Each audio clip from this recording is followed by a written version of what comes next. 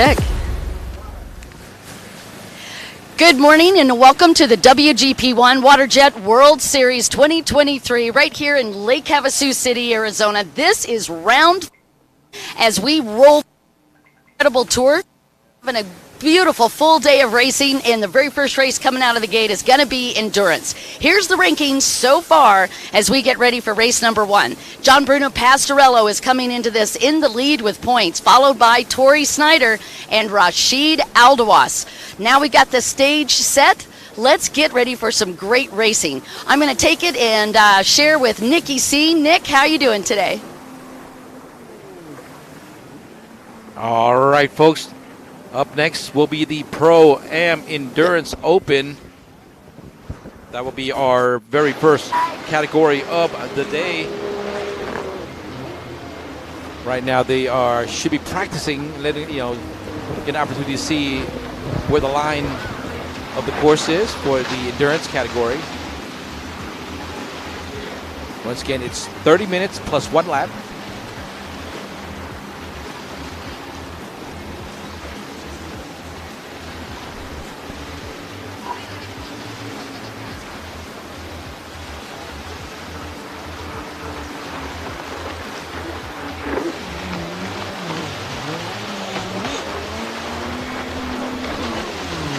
We did not get a chance to see the Le Mans start for the Endurance Open.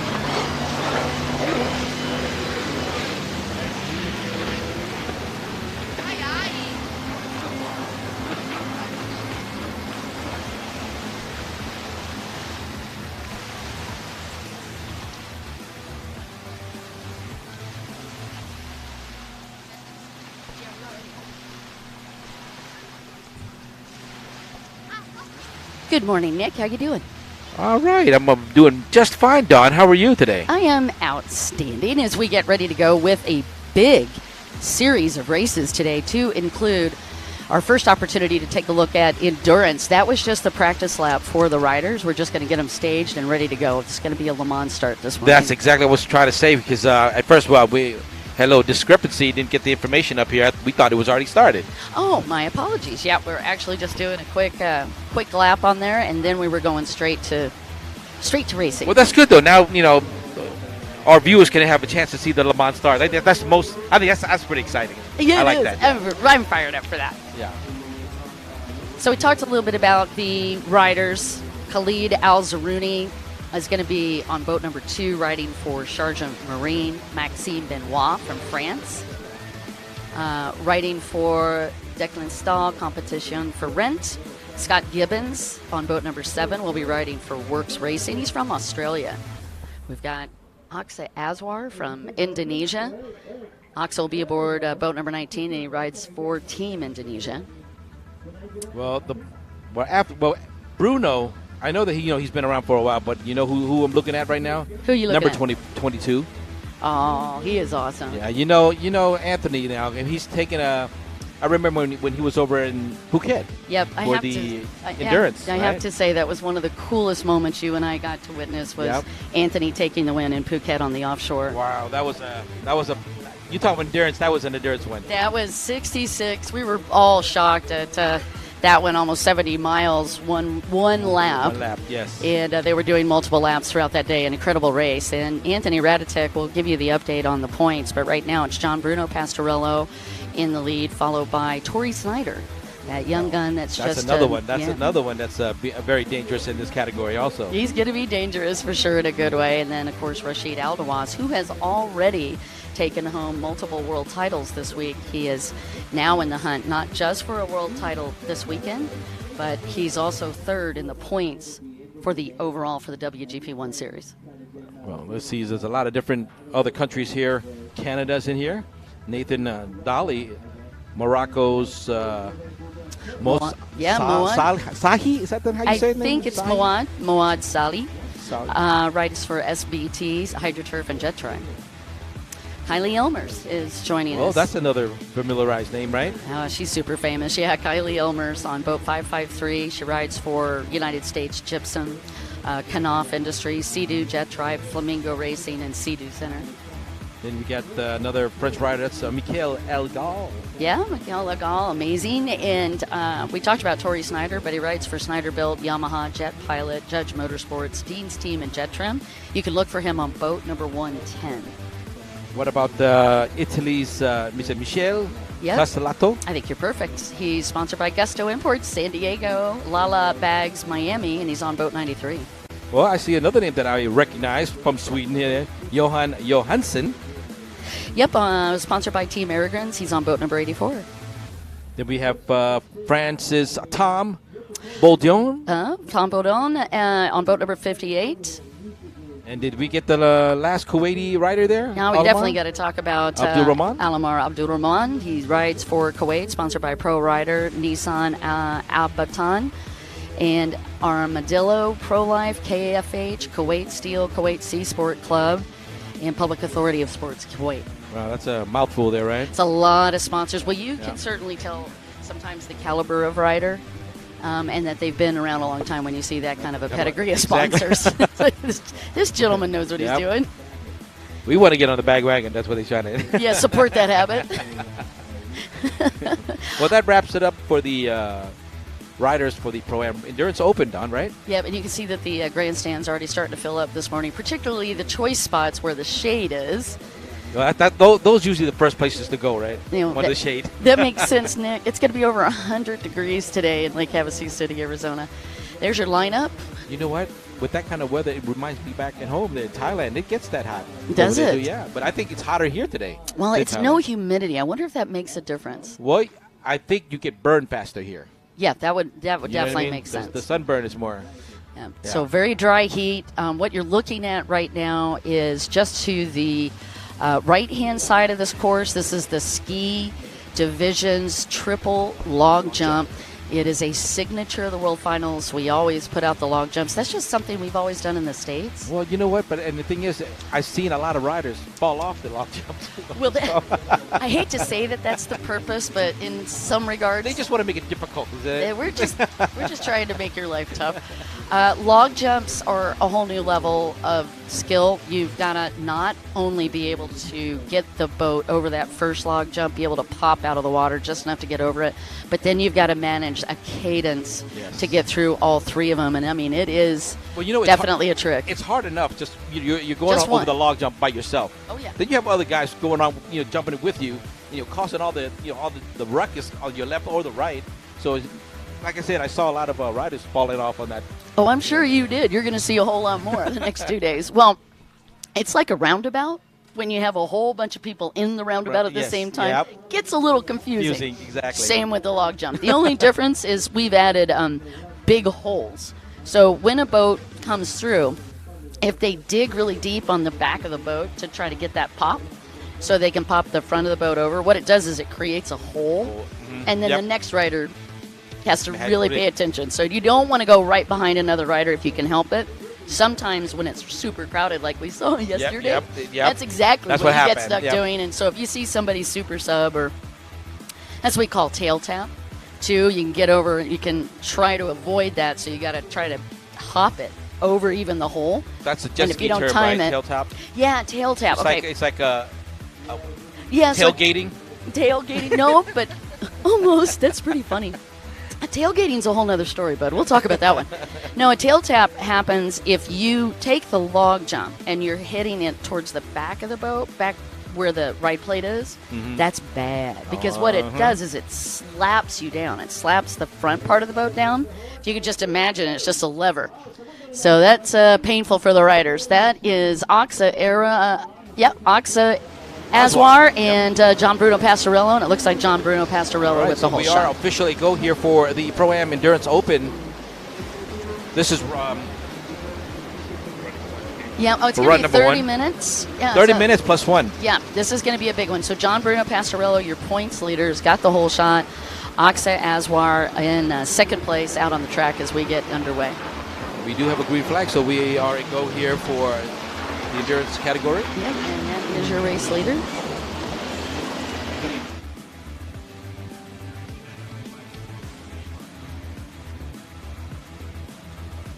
And that could very well be Tori Snyder up in second.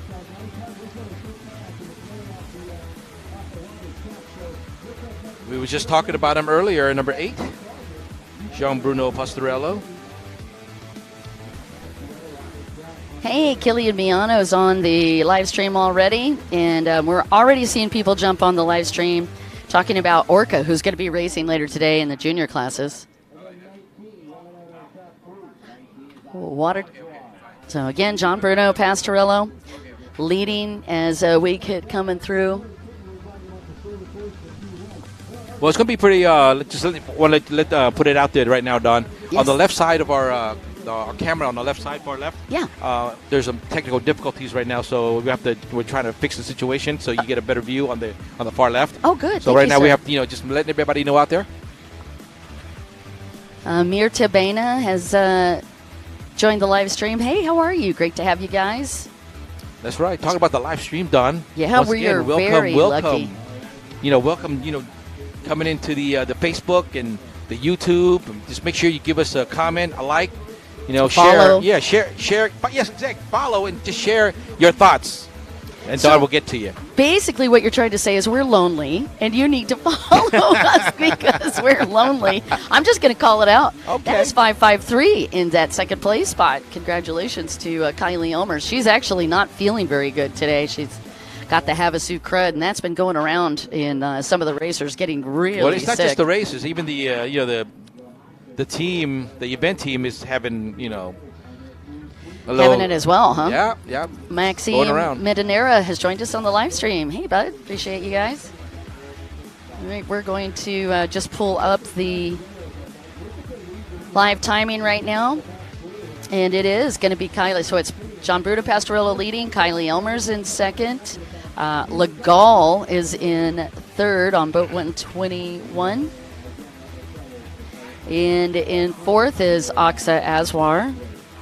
And in fifth is Johan Johansson. And Anthony Radatek, who you and I had been asking about, is in sixth. And that has already shifted just as soon as I said it. Now, if you want information on the competition of the World Series, don't forget to go into our website, www.jetski/worldseries.com. You'll get up-to-date information there. And, of course, our Facebook is Jet Ski World Series. YouTube channel is Jet Ski World Series. Instagram, Jet Ski World Series. And also TikTok at Jet Ski World Series.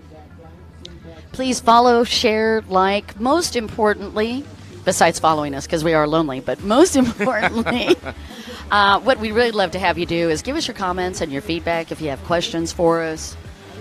We would love to be a part of that because we appreciate you watching so much, but we want this to be your show as well. I mean, because if you have any questions about the competition or any rider, of course, Don would be more than happy to give you some information on that. I can, and if I don't know it, which is also possible, I'll go find it out for you.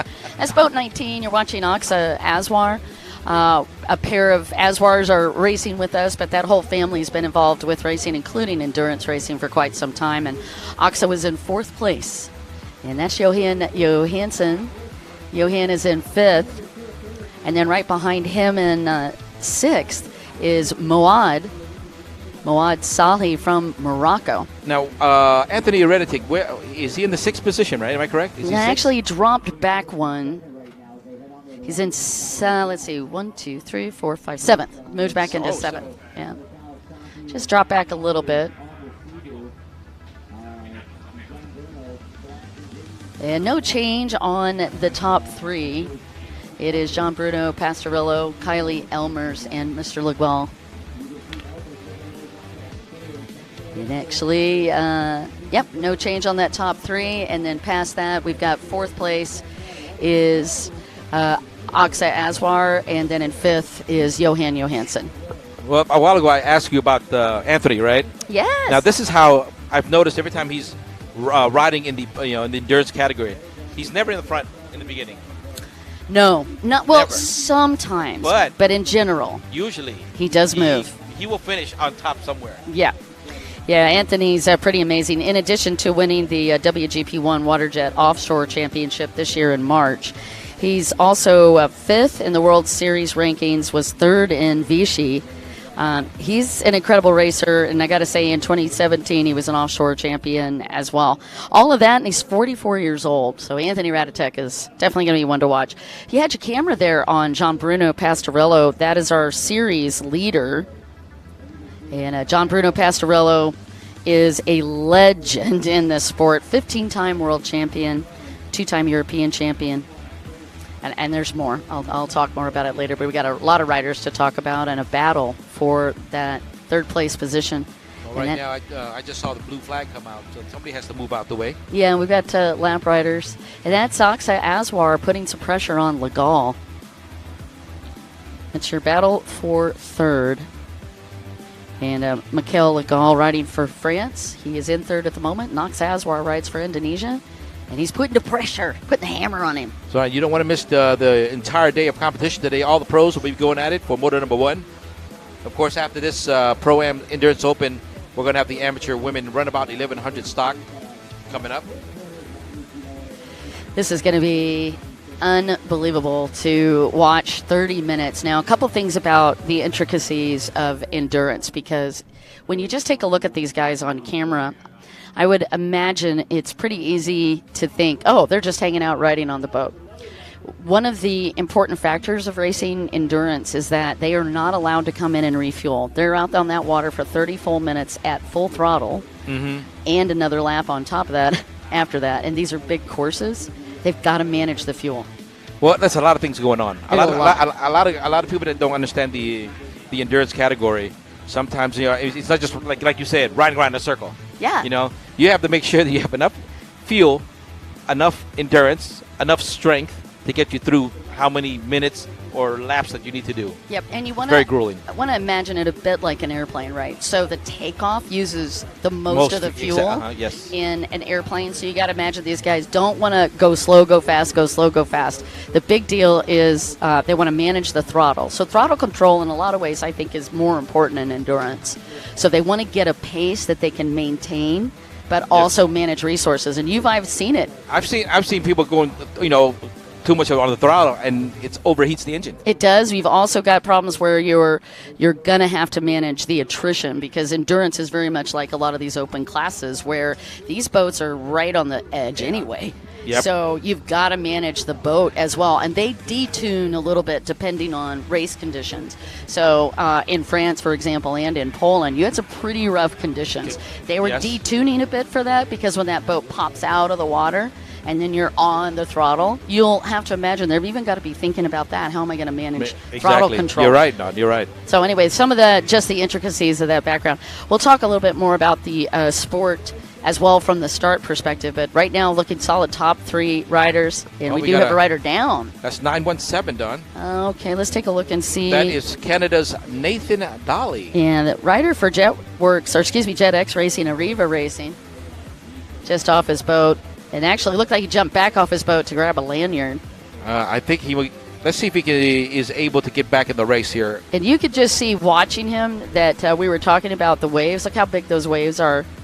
And that's it's not helping when everybody else is coming through too, right? Well, you got a bunch of boats here. We're talking quite a few on the lineup today.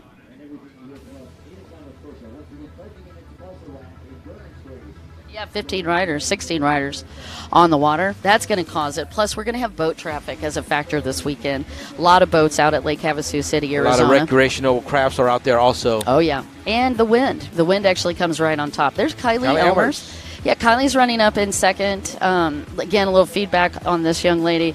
She is insanely incredible. This is a legend. Kylie is not only a great racer and a world champion, she's actually also a very well-respected mechanic, and she's invented and patented quite a few she takes parts. care of a lot of Thai riders over in Thailand. So. She does, yeah. She helps out on the Flamingo race team, but she also helps out teams around the world. Not limited to that. She was born and raised in New Zealand, lives in Australia now, in Melbourne, Australia. And races for the Sea-Doo Center, her and Les Cook. I think she lives in Thailand a lot more than anywhere else. She's she probably wouldn't disagree with you on that one. She rides for SDC. She's built her own personal watercraft, She's got 7 American titles and multiple national titles. And that's boat number. 1-2-1. Yep. That's France Michael Legal. Yeah, like Michael Legal up in third. He's had that since the start. I love the colors on that boat. Pretty easy to pick out that boat on the water. We don't have a ton of information on Legal. And has not done the entire tour. You know what I'm going to do? I want to go check up on on Anthony real quick and see where he is right now. Okay, fourth in the series. He's not on the top 5. So can you check on in the series, you mean? No. He's four. He was third. I don't know if Oksai Aswar got around it. No, I'm talking about Anthony Reddit. Oh, Anthony. Okay, see if he's moved up. Ricardo Costa joining us. Congratulations, Ricardo Costa, Director of Public Relations of BJSA Brazil. And Juanita Moli shouting out for Kelly. 553 in front of your screen there. That is Kylie Elmers. I see Doug Underhill on the stream. Bring the game, Radman. Baptiste Calmos, Kilian Miano, focus on your race. Gary Whitaker joining us from the Cayman Islands. Hey, that's so great to see you guys. Thanks for joining us. Justin Price, those guys are getting at it. Yes, they are. Don't forget you can join us on the live timing. Don't tell them. Don't forget to go ahead and subscribe and like and share and, Oh, that's right. Put a heart. Have we mentioned? Give us some emojis. That thing Nick couldn't remember yesterday was cracking me up. So, follow us on Facebook at Jet Ski World Series. Kind of easy to remember. Or Instagram, Nick. Yeah, Jet Ski World Series. Okay, well, what about YouTube? Are you on YouTube?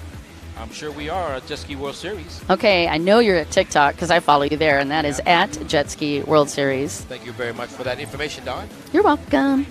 John Bruno Pastorello still leading. Kylie Elmers in second, and Michael Legal third. Oksai Aswar fourth, and Tori Snyder in fifth. Raditic in sixth. Well, at least he's up there in the top 6, right? Oh, yeah, he's in the game. And this is a battle of consistency, as you know. So, Tori Snyder has moved up to fifth. Man, Tori Snyder is a force to be reckoned with, for sure. Tori, if that name sounds familiar, Snyder, his dad, the slugger, Troy Snyder, multiple world champions. And if you're just joining us, welcome to the WGP #1 WaterJet World Series, round number 3, right here at Lake Havasu, Arizona in the United States. I'm sitting here with Dawn Dawson. Hey. It's always glad to see her. All right, Pat Ketchup, please feel free to give us your comments, questions, advice. Maybe you should give us some advice today. we apparently were handing out advice yesterday. Talking a little bit about Tori, who's second in the rankings right now. He actually took a second overall in the World Series in 2021. And I tell you what, he is hungry to be at the top of the rankings, but he's going to have to get around that gentleman you just saw. It's going to be pretty hard. John Bruno. John Bruno is tough. Well, John has... too much experience. Well, he's just amazing. I mean, if you wanted to get a lesson on how to do a start with your team, John Bruno Pastorello's team, that entire Pastorello team is insanely good at doing starts. And it shows. His offshore... It is crazy, the number of offshore championships. He's a 6-time 300 champ offshore. He's a 5-time champion of France and 9 just miscellaneous championships. And he took first in the World Series in 2022, and he was third in 2021, and that was because of the breakdown in Poland. Okay. Well, right now we're about 15 minutes in, Don. Okay, 15 to 30 minutes plus a lap. So endurance is exactly what it says. What is that? That's right. So most of the closed course racing, just to give you reference, is really the most we do is about 16 minutes plus a lap. Just slap on another 10 plus minutes, and then you've got really a sport or a discipline, if you will. If you don't have any cardio, you're done. Well, it's cardio, but it's a combination. So that's a really good point. Yeah. It's cardio plus it's muscle training and muscle memory. So these guys train for long periods of time on the boat for multiple reasons. They want to see how the boat's going to handle for 30 whole minutes, because the boat changes from a full fuel tank to an empty one. I know that sounds kind of silly, but the reality is weight is a big factor in a boat. So when they've got a full fuel tank, I had to really focus on saying that, right? Say full fuel tank 3 times. When you have that full, the boat's front stays down naturally. But when you start getting towards an empty full fuel tank, stop it, Dawn, then crazy things start happening to the boat. It starts chopping out of the water. It doesn't stay hooked up. Slides, exactly. So that's a factor for them. They've got to pay attention to all those little nuances. Yeah. Additionally, a ton of weight training, a ton of cardio, a ton of VO2 max training, and just managing your resources and that resource on the boat. And if you hear something wonky on the boat happening, and they listen for that, exactly.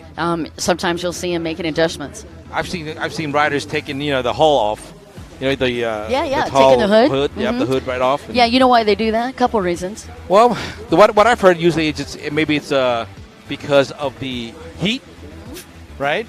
You're they exactly need to right. cool down the engine there. Yeah, and sometimes they're just trying to get air in it to help it run a little bit cleaner if we're starting to stutter, if it's overheating. So there's a lot happening as they run their way through these different laps. They've got to be thinking. I mean, if you have not ridden a jet ski before, I mean, I advise you to try it, and you see for yourself how hard it is. Oh yeah. I mean, not just riding for fun, but just riding. A full 15 minutes. That's all you need to do. Just ride, and you'll see you're going to start aching all over. And you can imagine what these guys go through. Times 10 because they're in a competition environment, not for fun. That is exactly right. So Pastorello leading, followed by Kylie Elmers and Aksa Aswar. We're on lap number 20. Ouch. So really, we're lap 21 because the live timing is behind. Behind, okay. And Radatic is moving up, and Legal is actually moving back. Aksa Aswar did get around Mikhail Magal. So Pastorello, Elmers, Aksa Aswar, and Tori Snyder all have moved up. And Radatic still in 6th. He's got to get around Mikhail Legal. Well, he needs to pull up just a little bit to get an opportunity to collect some points here for Anthony Radatic. He's riding pretty consistently in number 8 from France, Jean Bruno. He is, as he always does. I haven't seen, once he takes the lead on any race, I haven't seen him lose any lead. Very rare. Well, I do, but when he loses, it's generally a mechanical failure. Yeah. But racing-wise, if there's nothing wrong with his craft, No, that's practice. So one of the things we talk about from an athletic standpoint, right? You hear the saying, practice makes perfect. But in the race world, that's actually not true. It's practice makes permanent. So you want to be very intentional about your practice. And the reason I put that out there is because John Bruno Pastorello is really a perfect example of that. They practice their starts. They practice refueling. When you're in an offshore where you can do a refueling, they practice how that's going to go relentlessly. Yep. John Bruno practices how he's going to do the start, where the starts are set up. They even look at where they are on the shoreline, and they go and take a look at that way before they get to the start line. And it's those idiosyncrasies, all those little details. Details, exactly. That is what converts you into a champion. It's not that he is some, superhuman athlete, although I think secretly in my heart he is. it's like you said, it's practice in every aspect of the competition. Yeah, an intentional practice, right? Exactly. So they look for flaws. They look for, I don't know what you call it, like a hot wash after every race. They debrief every race. And it looks like Aksa Aswar getting around Kylie Elmer. She's got some boat problems. Slowing down there, Kylie. Yeah, so Aksa Aswar does move into that second place spot. That's a perfect example we were just talking about earlier, Don. Yep. You see, when a craft slows down like that, there's two things: fuel or overheating. Fuel or overheating. Yeah, the boat's something starting to act up underneath the hood. Yep. But Aksa Aswar was right there to take advantage of it. And that looks like Miguel Legal also moving in. And then let's see our top 5. Let's see our top 5. All righty. We're going to take a quick look, guys, and let you know where we are here. Sorry, because we do have some changes here. Aswar second. Tori Snyder has moved up into third. And Legal in fourth. And Raditic fifth. Now he's on the top 5, Yep. Mr. Anthony Reditic. Exactly what you said was going to happen. Yep. He will start creeping.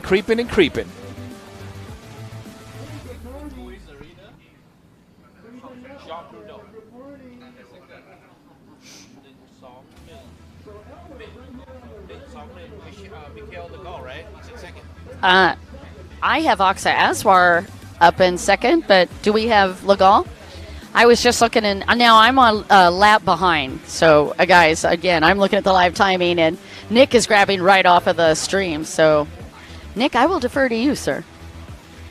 You're saying that it is boat number 116. He's double checking for us.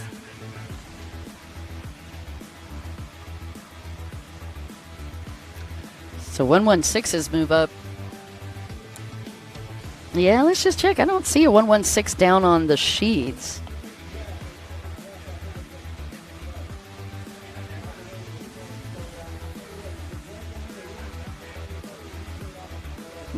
I'll get that number for you. Okay, so again, we've got it that John Bruno Pastorello is still leading.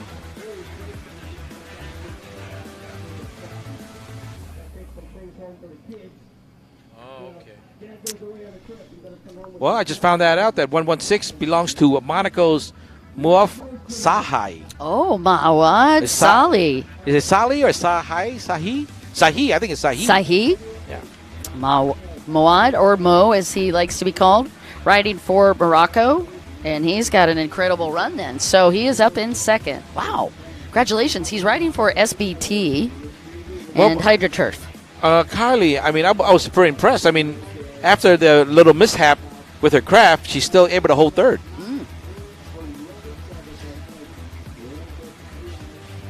Your number 19 from Indonesia, Asa Akbar, he's still holding it fourth, huh?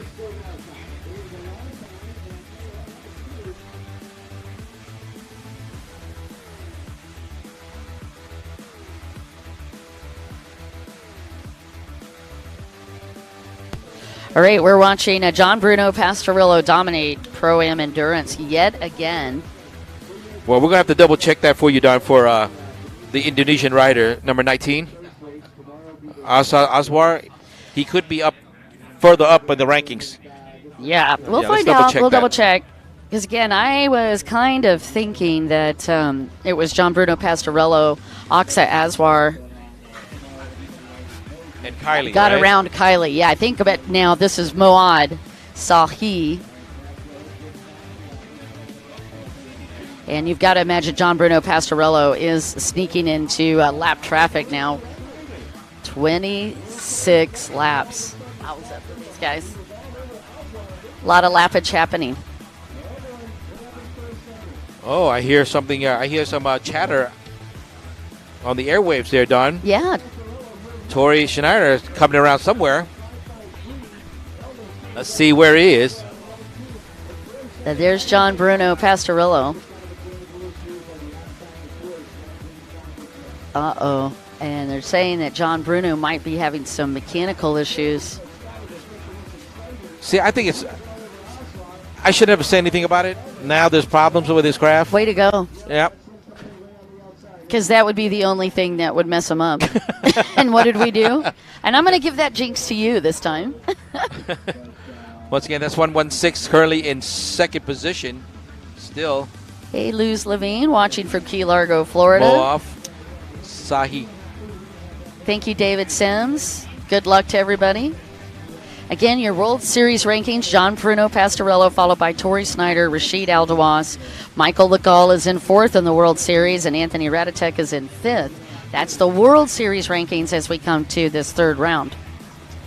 This round is very important for these guys.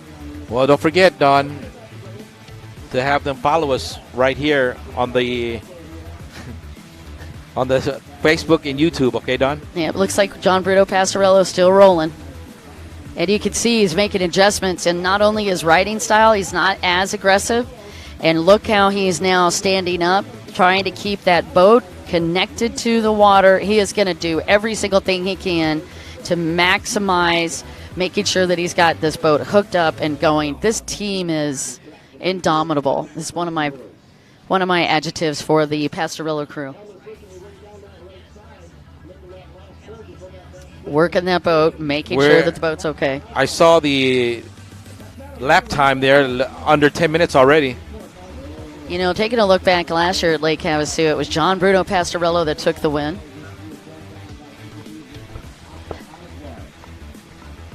Aksa Oswar, I do think, is in second. And John Bruno Pastorillo just coming through.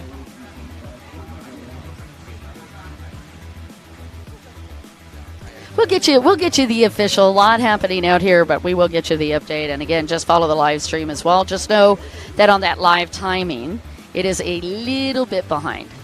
1 lap behind. Last year's finishes at the World Finals was John Bruno taking the win, and Aksa Aswar took second. Aksa wants this win really bad this weekend. That was last year. Tirapong Pimpawat took third last year at the World Finals. Tori Snyder got fourth, and Supap Pusapa got fifth. That was just last year's ranking here. That's John Bruno working lap traffic on the left-hand side of the track.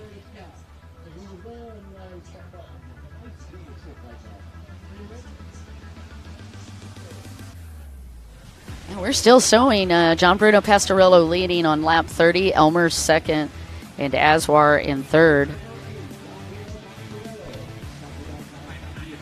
All right, once again, if you're just joining us, welcome to the WGP Waterjet World Series 2023, round number 3 right here in Lake Havasu in the United States. We're also showing that Tori Snyder has moved back a little bit on lap 31. And you're watching the Pro-Am Endurance Open category. After this category, we have the Amateur Women Runabout 1100 stock coming up for Moto number 1. And if you're watching us, don't forget to give a like, subscribe, send us some comments, let us know what you think. All right, so the Pastorillo. WGP Waterjet World Series. Pastorillo leading, Elmer second, Oswar third, according to lap 31, Legal fourth, and Ratatic fifth. I know. We're getting. What? Yep. There it comes. So Aswar had gotten around Kylie Elmers, and then Kylie went back and passed him again. So Kylie Elmers back up in second, Aksa Aswar in third. Oh, she doesn't want to give up that position, huh? Not too much. Beautiful run. I told you that Kylie Elmers was going to be one to watch. So Pastorillo, Elmers, Aswar, Legal, and Ratatic. But the challenge here is the gentleman that was in second in points. He is down. So it was Snyder that broke down briefly. He was back in 11th at the moment. Oh, I see Anthony Ratatic moved up in the top 5 finally. Yes, Ratatic is in the top 5, and the white flag drops for John Bruno Pastorillo. Oh, he knows final lap for him. The final lap for number 8. The French rider Jean Bruno Pastorillo from start to finish. That's how it's done. He's trying to show me that's how it's done. Consistency, Nick, is the name of the game here, as you and I have seen over the years. Yep. He's just an incredible athlete, and I want to emphasize the fact that, particularly endurance, age does not always matter. No. Right? I noticed that. I know that, yeah. This gentleman, actually, he's in his 40s. Hold on, I'll get you his age. Well, the thing is, I've noticed a lot of old school guys here that ride this particular category tend to finish better. Yeah. You know why? They don't get flustered. Endurance is a long game. All right. Oh, Checkered flag comes out. There's John Bruno Pastorillo, Don. Yep. Congratulations to John Bruno Pastorillo taking the win in the first Moto for Pro-Am Endurance, a gentleman that is 50 years old. What? Yeah. I knew it was, I thought 40s, but I was wrong. He's actually 50. Just turned 50. Wow. Uh-huh. And Kylie Elmers rocked it in second, Aksa Aswar for third. Legal. He's still working the water at 50 years of age. Wow. Isn't that something? Very impressive. All right, well, there's your top three as we get ready for closed course racing. That's going to be coming at you next. All right, now we're going to switch up to closed course with the amateur women runabout 1100 stock.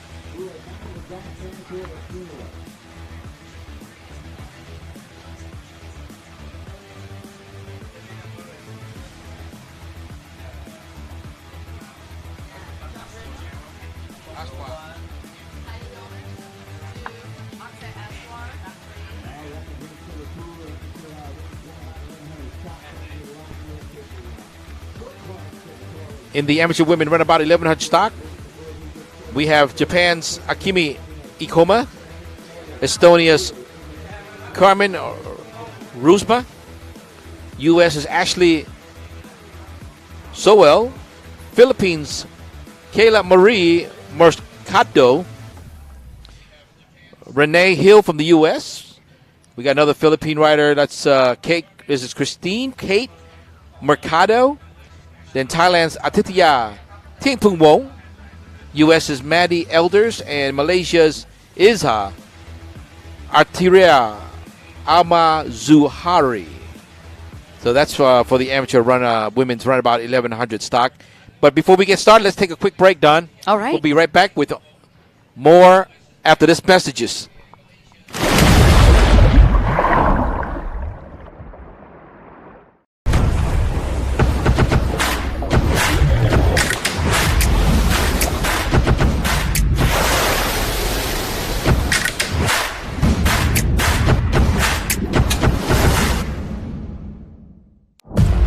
WGP1 WaterJet World Series Season 2023 is coming. Round 1, May at Mechelinký, Poland. Round 2, July at Vichy, France. Round 3, October at Lake Havasu City, USA. And final round, December at Pattaya City, Thailand. Supported by Sports Authority of Thailand, National Sports Development Fund. Amazing Thailand.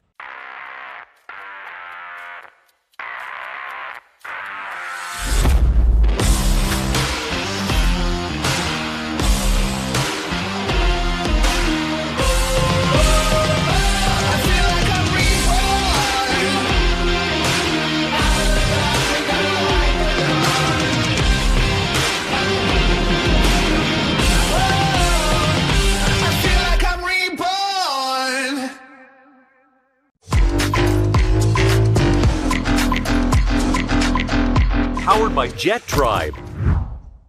SBT is really your one-stop shop for all things personal watercraft. As someone with a small fleet of stand-up jet skis, I love that SBT has all the parts that I could possibly need to keep them running so that I can keep doing what I love.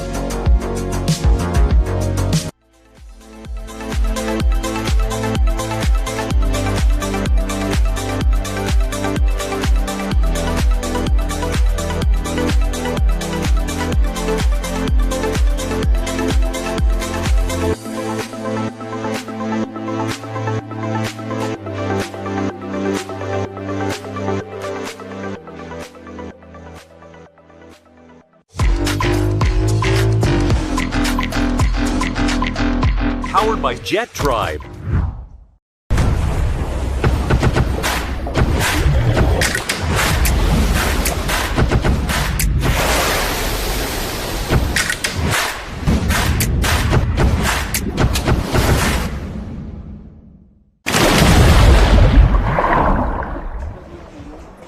Welcome back to the WGP 1 WaterJet World Series 2023 Round 3 right here in smoking hot Lake Havasu City, Arizona.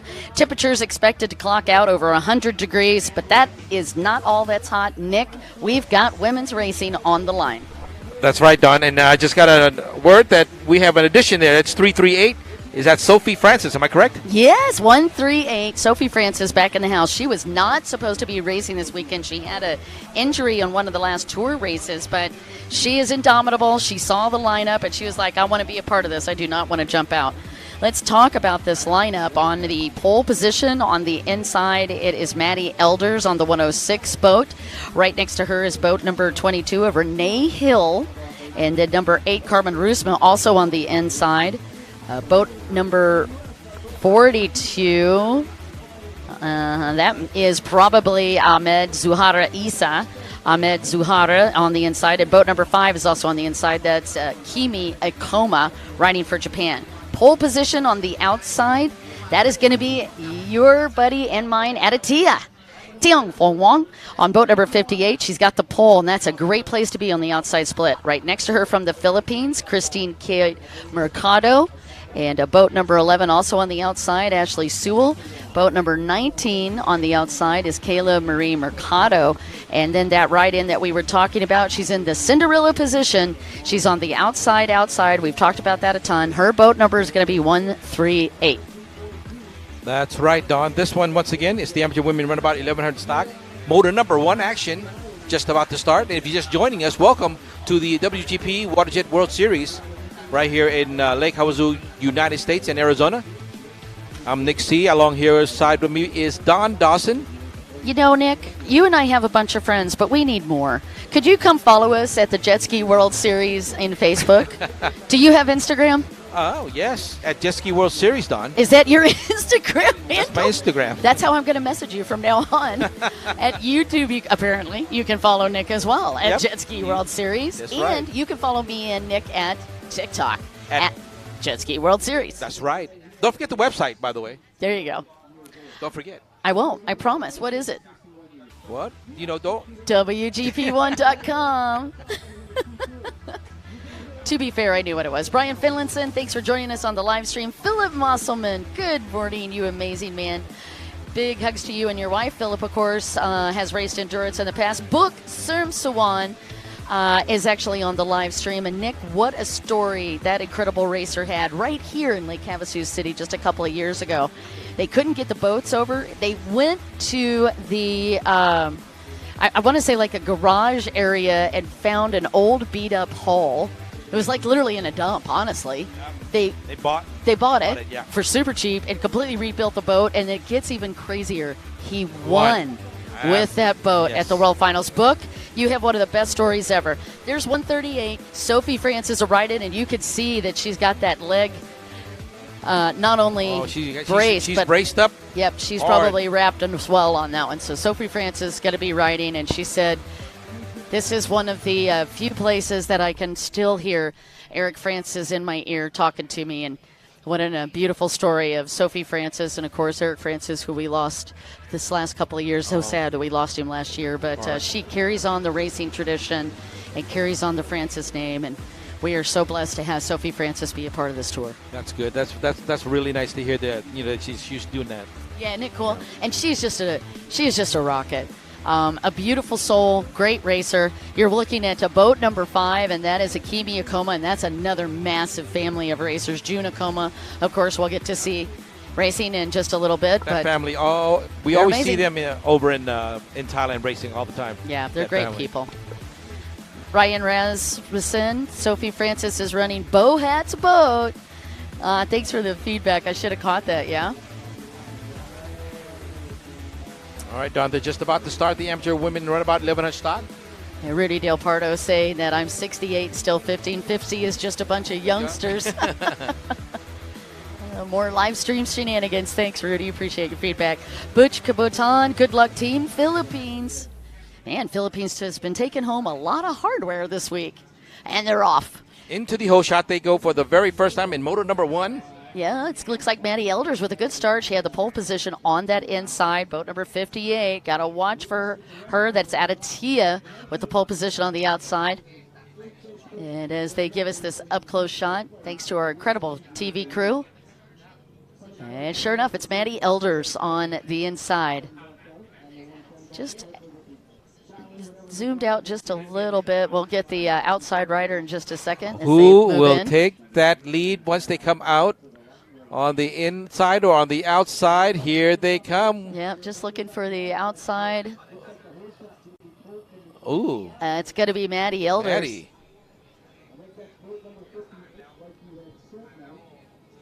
Maybe Christine Mercado in second. It's hard for tell without getting the zoom in. That's Maddie Elders.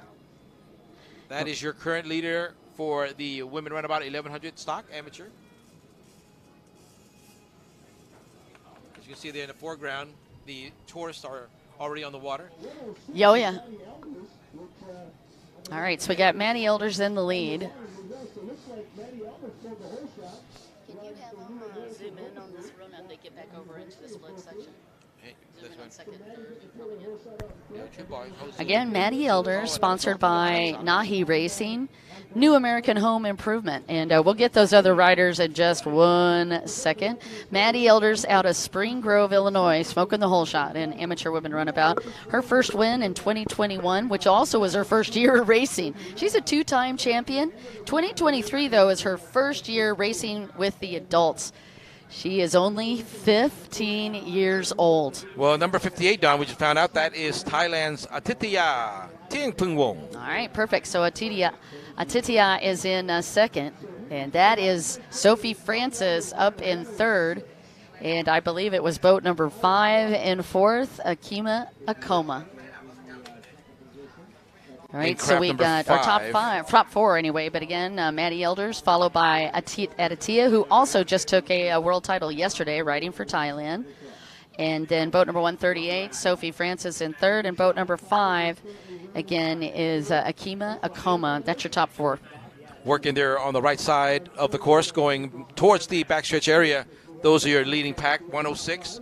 Once again, that is Maddie, number 58.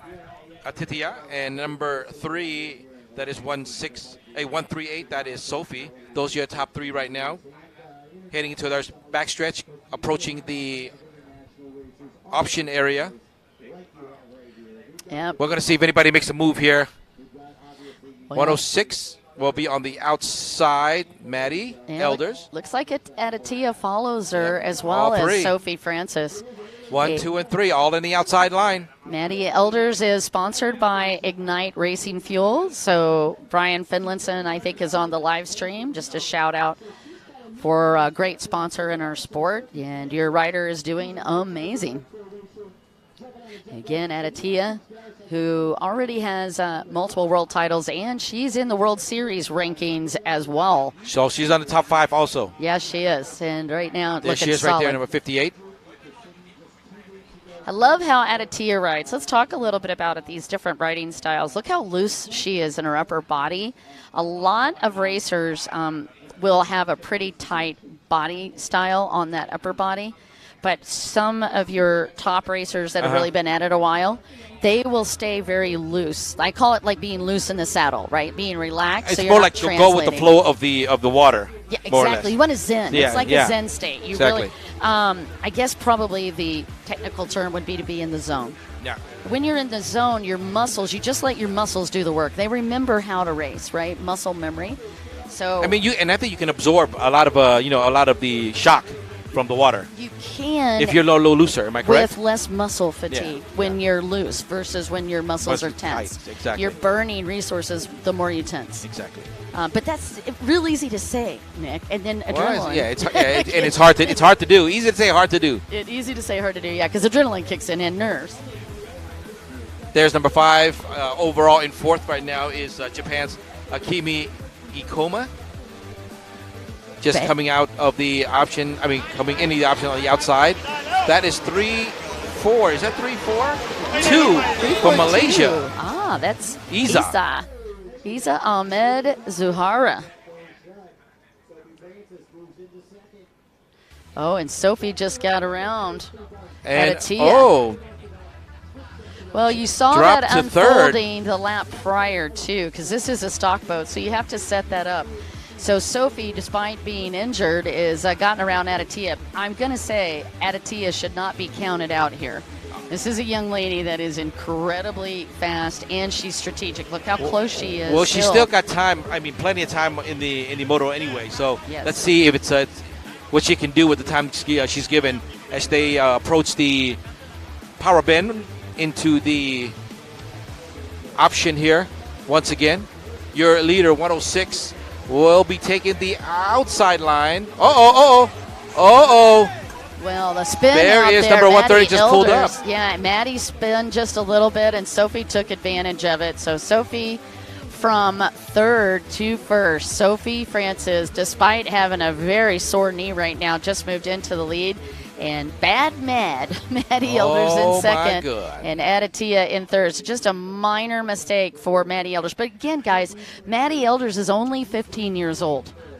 She is a very new racer to this sport. I've got to just give her a huge shout-out and acknowledgement for that whole shot. But, of course, Sophie Francis, very experienced. Like you said, Don, she's 15. Yeah. And she's already, performing at this caliber or age. I'm sure she'll be a champion one day. Not even a question. I really think you put that perfectly. With Sophie France up in the lead, that is going to mess with the World Series points because Sophie has not done any of those stops. She's just been involved with the World Finals, and actually we didn't expect her to race. When we spoke with her earlier this week, everybody that talked to her, she was like, I'm just going to really try to heal. But you know what? I think when you get here and adrenaline kicks in and you start getting excited. And the fun that she likes, when you do race, you have a lot of fun doing it. She's awesome, too. Well, yeah, she makes it fun for us. Yeah. She is, I don't want to say aggressive in a bad way. I mean, she is aggressive in that she knows how to set up a pass. And as you could see, she'd been working on that pass for over a lap. Yes. When you have a stock boat, you can't use horsepower. This is true to me. This is a true demo, if you will, or exhibition of rider skill, because horsepower cannot save you if you mess up a turn. So they literally have to plan all of these passes, and they have to be flawless. White flag is out. Final lap.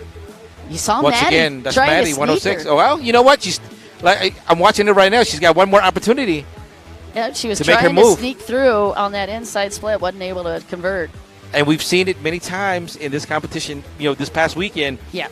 A lot of riders trying to do that, sneaky move on the inside. Well, that's what that split section is for. You want to have an opportunity to have the clean water. But the split section has felt a little slow to the riders throughout the week. The course marshals have been working on that to get that evened up, and I think that's going to make a big difference this weekend. As they make their way to the final backstretch of the course here, your top three, number 106 is still in second, Maddie Elders. Number 138, that is Sophie Francis holding on to first. And Thailand's Atithaya in third. Those are your top three as they head into the option, or the final option here on the left side of the course. Yeah, we still got Akima Okoma in fourth, and boat number 22, that's Isa from Malaysia on the 342, is riding in the fifth place spot. What a beautiful shot there of Sophie Francis. The checker flag starts to get ready for her as she comes from the outside split. Congratulations on your first moto win, Sophie Francis on 138. Oh, right at the last, Adatia. I think she did it. I think she did too. Adatia right on that last turn. I think she did it. Came from the outside split, Nick, and snuck around Maddie Elders for second. Came out from the outside line. Yeah. That's a new one. And then Maddie Elders will take third. Bad Man still in this hunt. Not a lady I want to count out. She's very fast.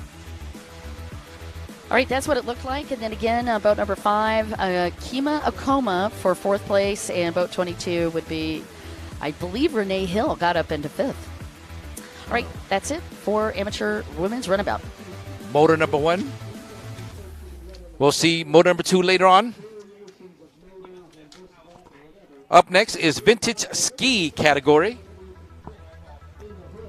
for motor number 1 here on our competition on Saturday today. You're watching the World Series, WaterJet World Series 2023, right here at Lake Havasu, Arizona in the United States. Leg number 3 and leg number 4, our championship leg, will be in Thailand, Pattaya City. We started in Poland, in Helsinki, Poland, for round number 1, and Vichy, France for round number 2.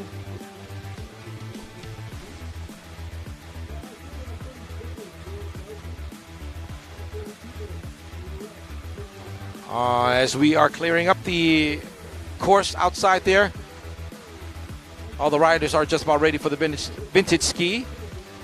Most of the riders here are from the United States, other than 2 riders from Australia and Albania. We have Michael Prodanovich, number 2. Number 18 is Michael Demuro. We have number 44, Dustin Voss. We have number 37 from Australia, that's Jared Martin. We have U.S. is number 42, Nicholas Shelton. Number 56, also from the United States, it's Chad Carr. Number 77, Timothy English, also from the United States. 95, Rochelle Cummings. Wesley Dunlap from the United States. We have Ron Kirkis. We have Waylon Reedon. Todd Bartle. Andrew Sincere. Am I right? Yeah, I think you got it great. Boat number 56, that is Chad Carr, that had the pole position on the inside, and Jared Martin had the pole position on the outside. The 325 boat of Todd Bartle was actually on the outside, and that's a huge class of vintage ski. Do we want to talk a little bit about the vintage ski class? Yes, please. All right. Well, we got all kinds of riders down. Let's Just see like if we that. can get the whole shot. That is 476, Don. That looks like it's Andrew. Cesare, but he went down. I'm not sure if he was able to get back up quick enough. Well, Don, tell us a little bit about this category, the vintage ski. Well, let's do a background. Yeah, so racing actually started in the 80s, right? Late 70s and the 80s. And the first boats that we had to race with, we got a green flag on this one. We'll try to get you some numbers here in just a minute. The first boats that we raced with was a Kawasaki 300. It was a tiny little boat. You and I couldn't even get our knees in that boat. I'm just going to be blunt. And let's see if we can get a number here real quick, and then I'll share more on that. Oh, don't turn sideways. You did, though. But the boats, and you can see how skatey these things are. They're super unstable, like the most unstable thing you could imagine. And we went from a 300 to basically a 550. And what you're seeing out on the water right now are these old 550 hulls, pretty much. Or basically the first generation of standing jet ski. First generation of true stand-up jet skis. So really, we do this at the World Finals to honor the origins, if you will, of our sport, because the 550s, were super fun to ride. It is like trying to bridle a rabbit. I mean, they're fast, they're darty, super unstable, or a water snake. Let's do it that way, because it's in the water. I mean, it's hard to hold on to, and it's super easy to tip the stupid thing upside down. And most guys and so ladies, basically you need a lot of balance in this one. Yeah, if you try to turn around, like sit in your tray and hang out, that doesn't happen in a 550, because it's, unless you're 12. It looks like boat number 24 is currently leading. We'll get you the number on that. And actually, you guys can follow us. That's why I should have known. That's Wyland Redden. Wyland Redden out of the U.S. rides for BJS Performance, Liqui Jet Tribe, Leading Edge Impellers, Walsh Motor, Tim Barty, and Kali Protectives and GPO. And there's Michael Prodanovich. I don't even need to look at my sheets. Michael Prodanovich has been racing in this class for years. And Michael Prodanovich was a big force to be reckoned with for years and years in the racing community. Well, I forgot to talk about this gentleman, number 710 from Albania. Another international rider that's in here is Kaila. Desorizer? Yes. Desrosier? Desrosier. Okay. All right, and 476 also in that group, Andrew Cesare. All right, I have a little unofficial positions for you, Don. Let's go. We got number 24. Number 24, that is... Do we have a number 24? Yeah, number 24 was Wyland Redden. Okay, he's in first. Perfect. Who's second? And 476 is right now in second from the U.S. That's Andrew Sincere. Okay. Then we have number 2, Don. Michael Prodanovich.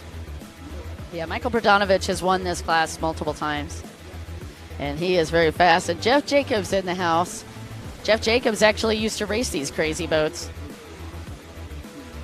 Working the leading pack there, working the option once again on the upper left coming in.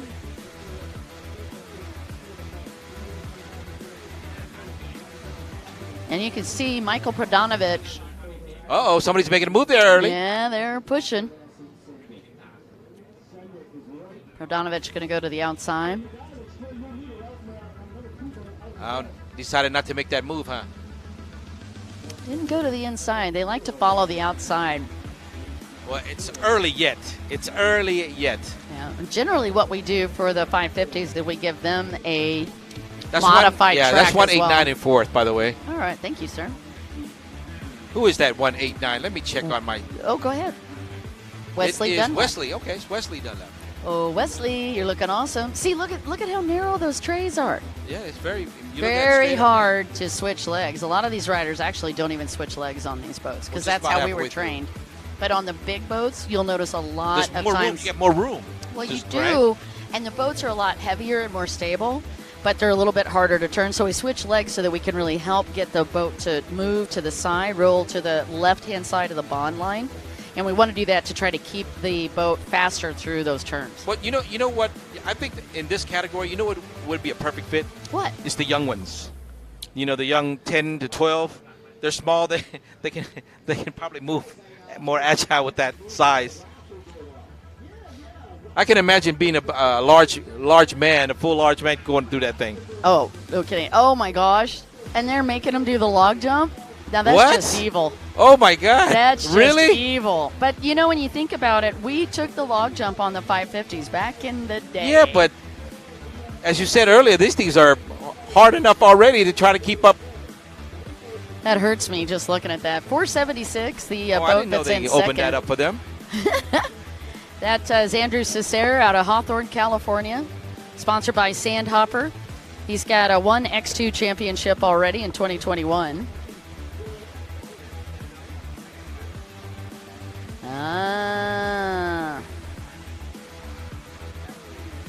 Then they made them start doing that.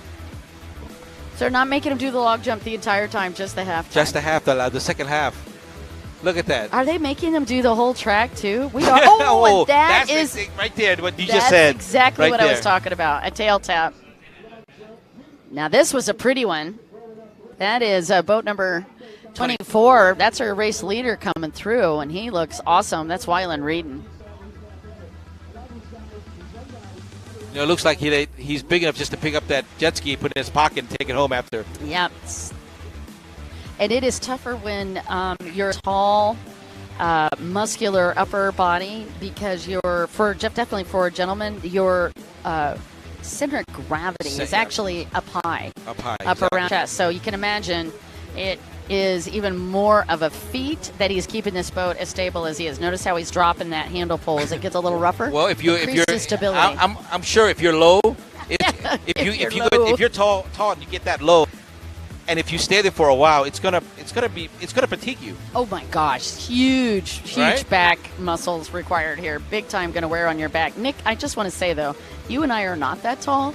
But it'd be much easier for us to be on the 550. I wish you guys could have seen his face when he just stared at me. No way. I've done this stuff just for fun. It's hard already. Oh. That's number 24, your current leader right there. All right, on Andrew. the outside line. Andrew's gotten around Pradanovic. He's already lapping other riders already, Don. And the white flag is out. Final lap for the vintage ski category. Up next will be the junior ski stock, 13 to 15. And Michael Pradanovic is up in second. So it's Wyland Reedon, followed by Pradanovic, and then Andrew Cesare. No lead changes. Still the same. 24, 476. Actually, Pradanovic got around. Oh, he got around. Okay. Just did. So you did. Number 2 got around. Yes, sir. Okay, Michael Pradanovic is in second. Well, nice.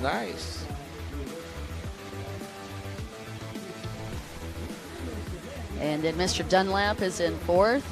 And then Mr. Kirks is in fifth. And Dustin Voss is in sixth. There is your current leader working his final half a lap here into the backstretch. He goes. Wyland Reedon has been completely consistent throughout this race. Took a great hole shot. He was lined up in the middle of the pack on the inside, so that makes it even more impressive that he got that hole shot because he had like a buzz of bees on that takeoff. Anyway, so Wyland Reedon with the lead after a great hole shot and a gorgeous view of Lake Havasu and the entire left-hand side of that track, including the split section. And Weiland's in a lot of lap traffic as they... Well, he's on his final leg anyway on the far left. Yep. Don on the outside coming in. Just got a little bit to go. And the lapper moved over for him, too, which is even sweeter. No, it's a rider that moved over as a lapped rider. Drops down in front of the SBT Here buoy. he comes. And checkered flag for Weiland Reading. Weiland ready taking that. Congratulations to him. And he's like, I needed the break. There's Michael And Prodanovich. And then 476. 476, okay. Coming in third overall.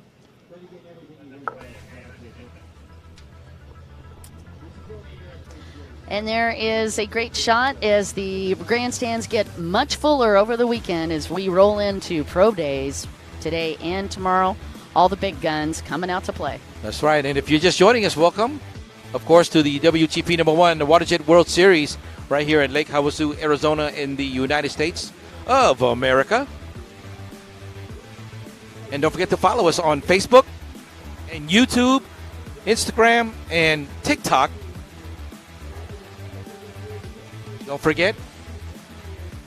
And you're asking, well, where do we follow you at? Well, let me tell you. Jet Ski World Series on Facebook, Jet Ski World Series on YouTube, Instagram, Jet Ski World Series, and TikTok at Jet Ski World Series. And if you want any information on the competition, follow us on the website also, www.jetski/worldseries.com. And our official website for this one also is WGP1.com. And our next category, once again, it will be the junior ski stock 13 to 15 as we clear up the rest of the field for this one. The vintage ski. All right, we're back for junior ski stock 13 to 15. This is going to include a restrictor plate for the juniors, so that way it keeps the boats in the stock. And we did have a ride-in on this one. It's the 730 of Braden Sieben. And on the line, boat 41, that's Hendrix Smith, who is on the inside pole position. And on the outside pole position is the 666 at Nadanan Kinapan, a.k.a. Atto. Yep, Brandon Sieben is a ride-in. And then on the inside as well, we've got Justin Kaplan and a boat number 328 of Sam Wilson, all on the inside split. And then on the outside split, oh, there we go. Get a chance to see him even. There is Otto as he gets ready to go. He's on the pole position, which is just perfect for start of a race. So he's got to be super happy. 335 is also down there with him. Sadie Muir. And well, yesterday he did a good performance on the Moto yesterday also, Otto. Yeah, he did. He's taken home some hardware yesterday. It was great to see him up there. And we had a big award ceremony. And there is boat number 30, Braden Sieben on the outside.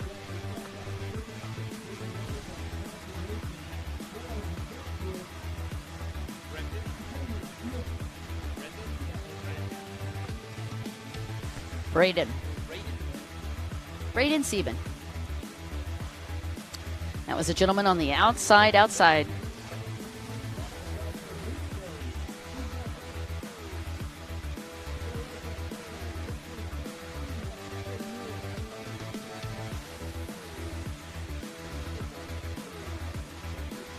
All right, they're just about ready. There they go into the whole shot for the junior ski stock, 13 to 15, right here at the WGP1 WaterJet World Series 2023. Showing his riding skills earlier yesterday is Thailand's Natanan Kinapan. Let's see how well he'll do here against the U.S.'s Hendrix Smith, Sam Wilson, Sadie Muir, and Justin Kaplan, and of course Braden Yep, looks Sieben. like Hendrix Smith with the whole shot on the inside, and that is going to be Otto with the whole shot on the outside as we get ready to come to the front stretch and identify who is going to get this whole shot. I got to say, Otto looking solid for that. And it is going to be Otto, not a 666. non. You know whose number that is? Orcas. Yep. You know what that number belongs to for the original? Yeah, Nacorn. Very good. Oh, thank you. I was trying to stump you on that one. Oh, were you really? I actually watched Nacorn race, so I remember how fast his dad was. So Yep. it's all, to me, very, very cool to get the opportunity to watch these guys. He's older than me. No. I don't know how to answer that. Because I don't want to say you're old. No, I've known him for years. Have you really? Yeah. Got his own TV show over there. Yes, indeed. All right, again, your whole shot to the young man out of Thailand that is sponsored by King Power, Naranan Kinapan, a.k.a. Otto.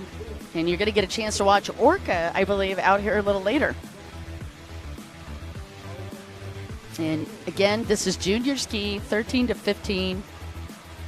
It's going to be stock, so they are going to do a restrictor on this. And already we have got a live stream lighting up. Sam Wilson, a lot of shouts out for him.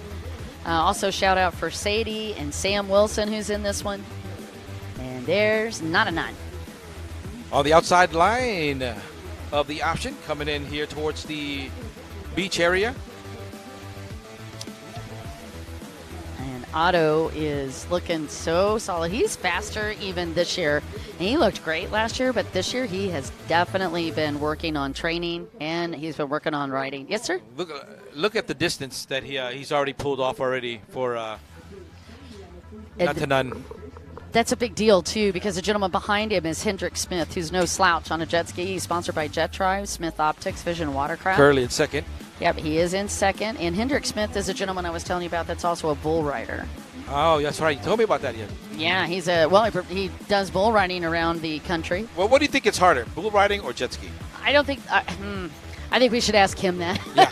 I honestly Maybe you know don't what? know. Maybe when you have an opportunity to talk to him, maybe ask him that. For We me. should. Tell him really Nick asked. That's a question that Nick wants to know. We really should. I'm curious to see what he would say. I do believe 335 is in third place. That's Sadie Mirren, and fourth is boat number 328, which is Mighty Mouse Sam Wilson. I'll get as we go. It's Nadanan Hendrick Smith. It is Sam Wilson that actually moved up into third on the 328. And then Braden Sebin in fourth and Sadie Mirren in fifth. Again, we're a lap behind on the live timing, but that'll at least get us rocking here.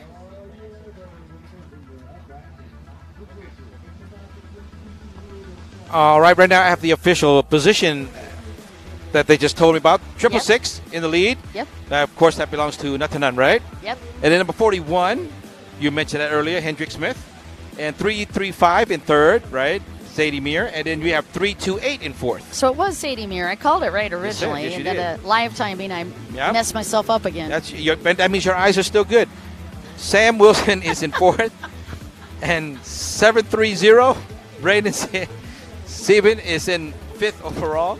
Oh, my goodness, you're killing me. All right, so Sam Wilson, Mighty Mouse, not in third. He's in fourth. Sadie Mir ahead of him. But your top two is Otto. We say 211 because that's the race boat he normally races, but he's on Orca's boat right now. He's Otto barring. in the lead, Hendrick Smith second, and Sadie Mir in third. Sam Wilson fourth. That's right, working the right side section of the course as we speak for the junior ski stock 13 to 15. The Thai rider is moving. How far is he from the second position, Don? Can you time that? You're just giving me a job over here. Well, I see you like. I like it. You got a lot of equipment over here. I like to use them if you have it. 1.61 seconds are separating Sadie Mir from Sam Wilson. Okay, that's not too far. That is not very far. Now, this is a stock division, but you could see how much cleaner Sam Wilson took that turn. They separated. Yeah.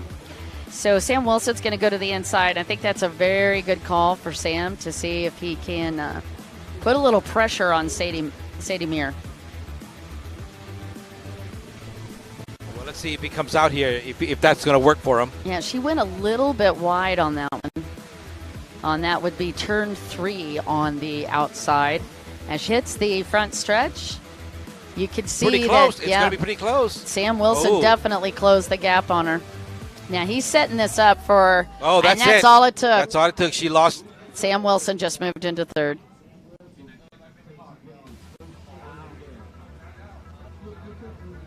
Beautiful. Well, you saw him setting that up. That's what we had been talking about, Nick. The guys have to pre-plan these turns. And it was right at the position that you talked about earlier when we explained the course. I don't want to jinx her, but that's the third time I've seen a rider go down right off of that front stretch, and it's just an easy takeover because those left-hand turns, it's hard enough because the waves are coming in sideways. So, I mean, I just want to clarify, this is a very technical turn for a rider. Yeah. The waves are coming sideways, and you got to turn on an off-camber wave. So what is happening, what's rolling those boats, is they're getting stuck in the trough, and they can't react quick enough because the waves already got them. And that's what's flipping them off the boat. Yeah, it's not that the riders made necessarily a mistake. It's just she didn't pre-plan that enough. She needed to square that turn off a little bit if she could have. But watch how Otto takes it. That is your overall current leader in the meantime from Thailand. And he came out of the race position, that race forward position, stood up and squared that boat just a little bit. Oh, and white flag is up as well. Final lap. Wow. I mean, nobody's going to chase, nobody's going to run them down right now. He's way too ahead. Well, yeah, I don't think Otto. The only thing that happened now is a boat breakdown, and they've had such consistent boats. I really don't anticipate that happening. Of course, you never know. You never know. Hey, just never know. You've jinxed people before. Wow. That is not true. Okay, there is this one guy. Vale, it was John Bruno Pastorillo that took the win on Moto 1 Endurance. Michael actually shared some stuff. Michael Bernhardt, thanks for the fit. Yep, bull riding. If you're from Texas, you'll know. I actually am from Texas, so I do. That's awesome that you said that. Talking about your race leader, that is the 666s, but it's Orca's boat. It's actually Otto. He's a student. He's only 14 years old. That boat was built by Jumbo Tuner. Here's what he says is his pre-race routine. He goes, I really don't have a pre-race. I just practice every day. That is my pre-race. That's good. That's a good practice. It is. That's a good thing to do. He's a 2-time Thai champion in slalom and in 13-15 ski stock, and he said he's a gamer, which I love as well. So man after my own heart there. Otto dropping to the front stretch. Checker flag. Woo! Congratulations to Naranan Kinapan, a.k.a. Otto. From Thailand. Takes motor number 1 for the junior ski stock 13-15 category. I feel like we just gave you 15 more reasons to follow us. The Jet Ski World Series on Instagram. Yep. Jet Ski World Series on Facebook. Yep. Jet Ski World Series on YouTube. And then Jet Ski World Series at TikTok at Jet Ski World Series. There's Hendrick Smith, your bull rider. And he made that rodeo look far too easy. I pardon the pun. He came in second.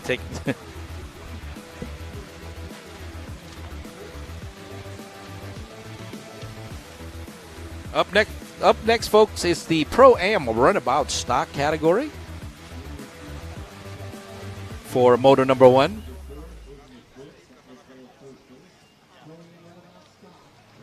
All right, as we clear the race course once again for our next one. Well, Don, let's take a quick break, and we'll be right back with more action right after this. All right, thanks.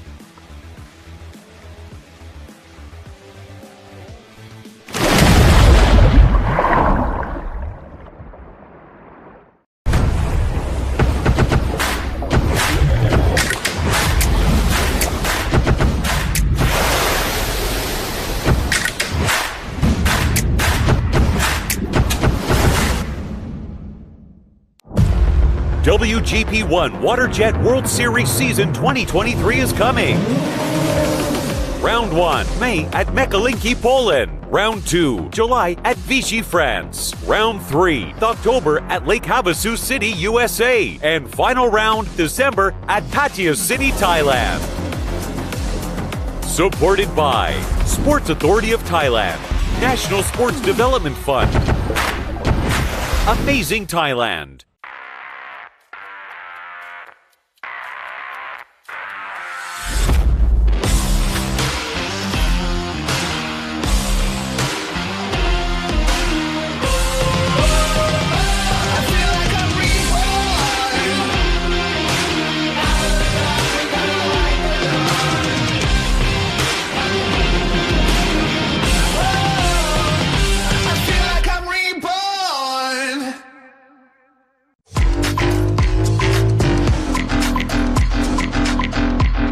by Jet Tribe. SBT is really your one-stop shop for all things personal watercraft. As someone with a small fleet of stand-up jet skis, I love that SBT has all the parts that I could possibly need to keep them running so that I can keep doing what I love.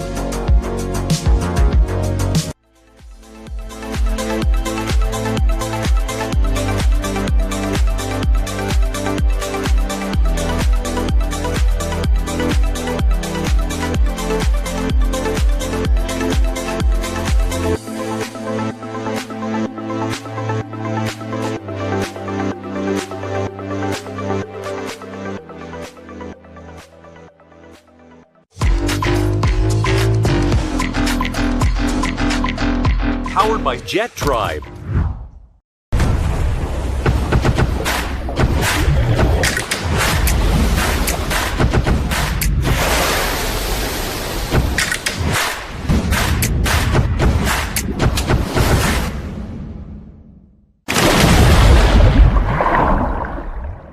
WGP1 WaterJet World Series, and we are down on the line with Pro-Am Runabout stock, and on the pole position on the inside we've got Kenyatta Baldwin riding on boat number 22, and on the outside we've got Kali Sadini out of Morocco on the 116. That is your pole position on the outside, and you can actually see the teams down there cheering him on, and that's Farthing Racing supporting him.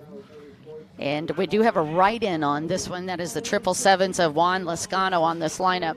We've got a lot of top names on the lineup. Aksa Aswar on the number 5 boat is lined up on the inside. Christopher Landis on the 201 also on that inside split. The double 7s of Mateus Simon from Estonia. He is going to be one to watch. He is on that inside. 79, that's Dustin Farthing lined up on the inside. Boat number 58, that's Patrice Pellier from France on the inside. Boat number 30, Abdullah Affadel, is on the outside of the inside. And boat number 37 also on the inside. That's Tim Miller. On the outside, we've got the triple, well, I've talked about 116. That is actually the pole position, Kali Sadini. And then the triple aces is Supatat Foot Rakun. He is also lined up on the outside, definitely going to be a threat. Boat number 110 is lined up out there. Tori Snyder, Linus Lindberg from Sweden is on that outside. And a boat number 11 also on the outside. That's Waleed Al-Sharshani riding for Qatar. Boat number 6 lined up on the outside. And that is Devin Farthing. We've got 2 Farthings in this one. Wow, All that's right. awesome. Okay. Hold on to your hats for this one, folks. Pro-Am Runabout stock is going to be quick. Boat number 6 is also lined up on this outside split. Oh, a little anxious. A little bit anxious on these guys. That's number 37. That is Tim Miller from the United States. Okay, so they're going to re-rack them, obviously. Yep, number 77 went out also from Estonia, Matthias Simon. Yep. And the 777s all the way on the far end, that is Juan Lascano. All right, here we go once again. Resetting for the Pro-Am Runabout stock. What a cool deal that we've got Dustin Farthing and his son racing on the same lineup. Here we go to the host shot for the Pro-Am Runabout stock category. And Abdullah Al-Fadel looking good on the inside outside. I know you're going to give me a hard time about that. We're going to zoom in close on both the inside split and the outside split and get you some numbers. And it is. That's number 37. Yeah, that's Tim Miller with the whole shot on the inside. On the outside. 110. That is Tori Snyder. Yeah, great lineup as we come to the front stretch. It's going to be Tori Snyder and a boat number 37, Tim Miller. Tim Miller with the whole shot from that inside split, followed by the one and only Tori Snyder. So that's your top 2 as we get underway for Pro-Am Runabout stock. All right, working the right side section of the course, number 37. Beautiful from the job. U.S., Tim Miller. And Tim Miller had a chance to catch up with him earlier this week, and I remember the race down in Isla Morta in Florida. He was back in racing when racing really started to take off in the 90s, and Tim Miller's got an amazing history with this sport, and he's pretty funny when I was asking him about likes and dislikes. It was just so much fun to talk with him, and he's like, I don't really have any likes or dislikes. He's just such a chill guy, right?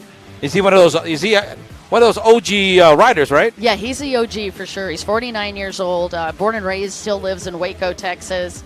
He did live in the Keys for a while. I did finally get him pinned down when he said likes, and he goes, I love steak, but look, Don, my parents had a steakhouse. So, of course, I love steak. You had no choice. Yeah, what an amazing race. Oh, tough break. Number 37. Oh, no. Tim Miller is stalled out there. What a horrible break for Tim Miller. And that is going to give Tori Snyder the lead as we get underway on the second one. All right, let me give you an update in just a second on the positions once I have it. I can tell he was pretty upset there. Oh, yeah, that's a horrible break for him in every way, and especially it's hard when you get a whole shot like that. There's Tori Snyder working the back stretch. Oh, not behind. Who is that? Let's check out the number on that one. Tori on the outside. He's being contested already, Don. Yeah, that says not even going to be surprised with this lineup. We'll take a look and see who is putting the pressure on Tori Snyder. That looks like number 1. Yeah, you know what? That's Waleed Al-Sharshani. Oh, of course, Qatar. And Abdullah Al-Fadel, who had such a great start from the inside. He's able to hold him off for the meantime. Yep, that's Waleed Al-Sharshani. Al-Fadel in a third, and Foot Raccoon is in fourth. Christopher Landis right there in fifth. And it looks like 116, and I'm hearing oohs and ahs on the right-hand side. Khalili Sidoni is on fifth place. Well, the action's still in second and third. They're going to be pushing it. Here's number 30 in third. That is from Kuwait, Abdullah Al-Fadal. Here they come once again into the option area. These are very fast. Oh, because when you look on one side, you turn around, they're already on the left side of the course already. Nick, Tori actually dug the nose of that boat in, and that is going to open up a little opportunity for Waleed Al-Sharshani, but Waleed also got his hands full of that inside split, trying to keep that boat straight. He actually lost a wee bit of time on that one. Tori Snyder leading, Waleed Al-Sharshani in second. Again, Abdullah Al-Fadel back in third, and Supatat Foot Raccoon in fourth, Chris Landis in fifth, and Dustin Farthing up in sixth. And there is Abdullah Al-Fadel, your third place rider. Gosh, I love the camera team and how they zoom on the top 5 for you to get an opportunity to see the take action, a look right? at them. Yep, you get to see the action, but you also get a chance to see the boat numbers so that you could see them later as well, and we really appreciate that. That's trip 1 in fourth position from Thailand. Once again, it's Supatat. All right, I think it's his turn to make a move here pretty soon. There he goes again on the split.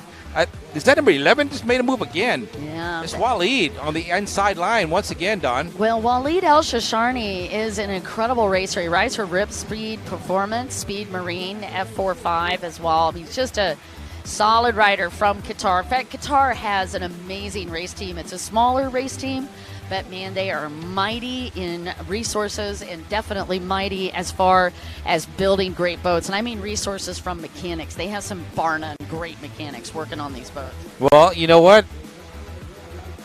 Tori Snyder had a little hiccup coming out of the option. And seems like the number 11, Waleed, was able to just pull up just a little bit more there, Don, as they work on the right side going up towards the backstretch once again. It's getting closer and closer, by the way. Yeah, he is. Waleed Al-Sharshani is who we're talking about. He said he likes anything action-related, and he always loves racing number 11. He's used that ever since he was a kid. He's sponsored by Doha Marine Club, Rip Speed. His first win, he was only 14 years old. He's also a sailor, by the way. He competes in sailing events as well. This gentleman is a 13-time Qatar champion and a 3-time world champion. Tori Snyder's going to have his hands full trying to hold off this Qatar rider. He's already broke off once again, but this time he chose to stay right behind in the outside line is Waleed Al-Shashani.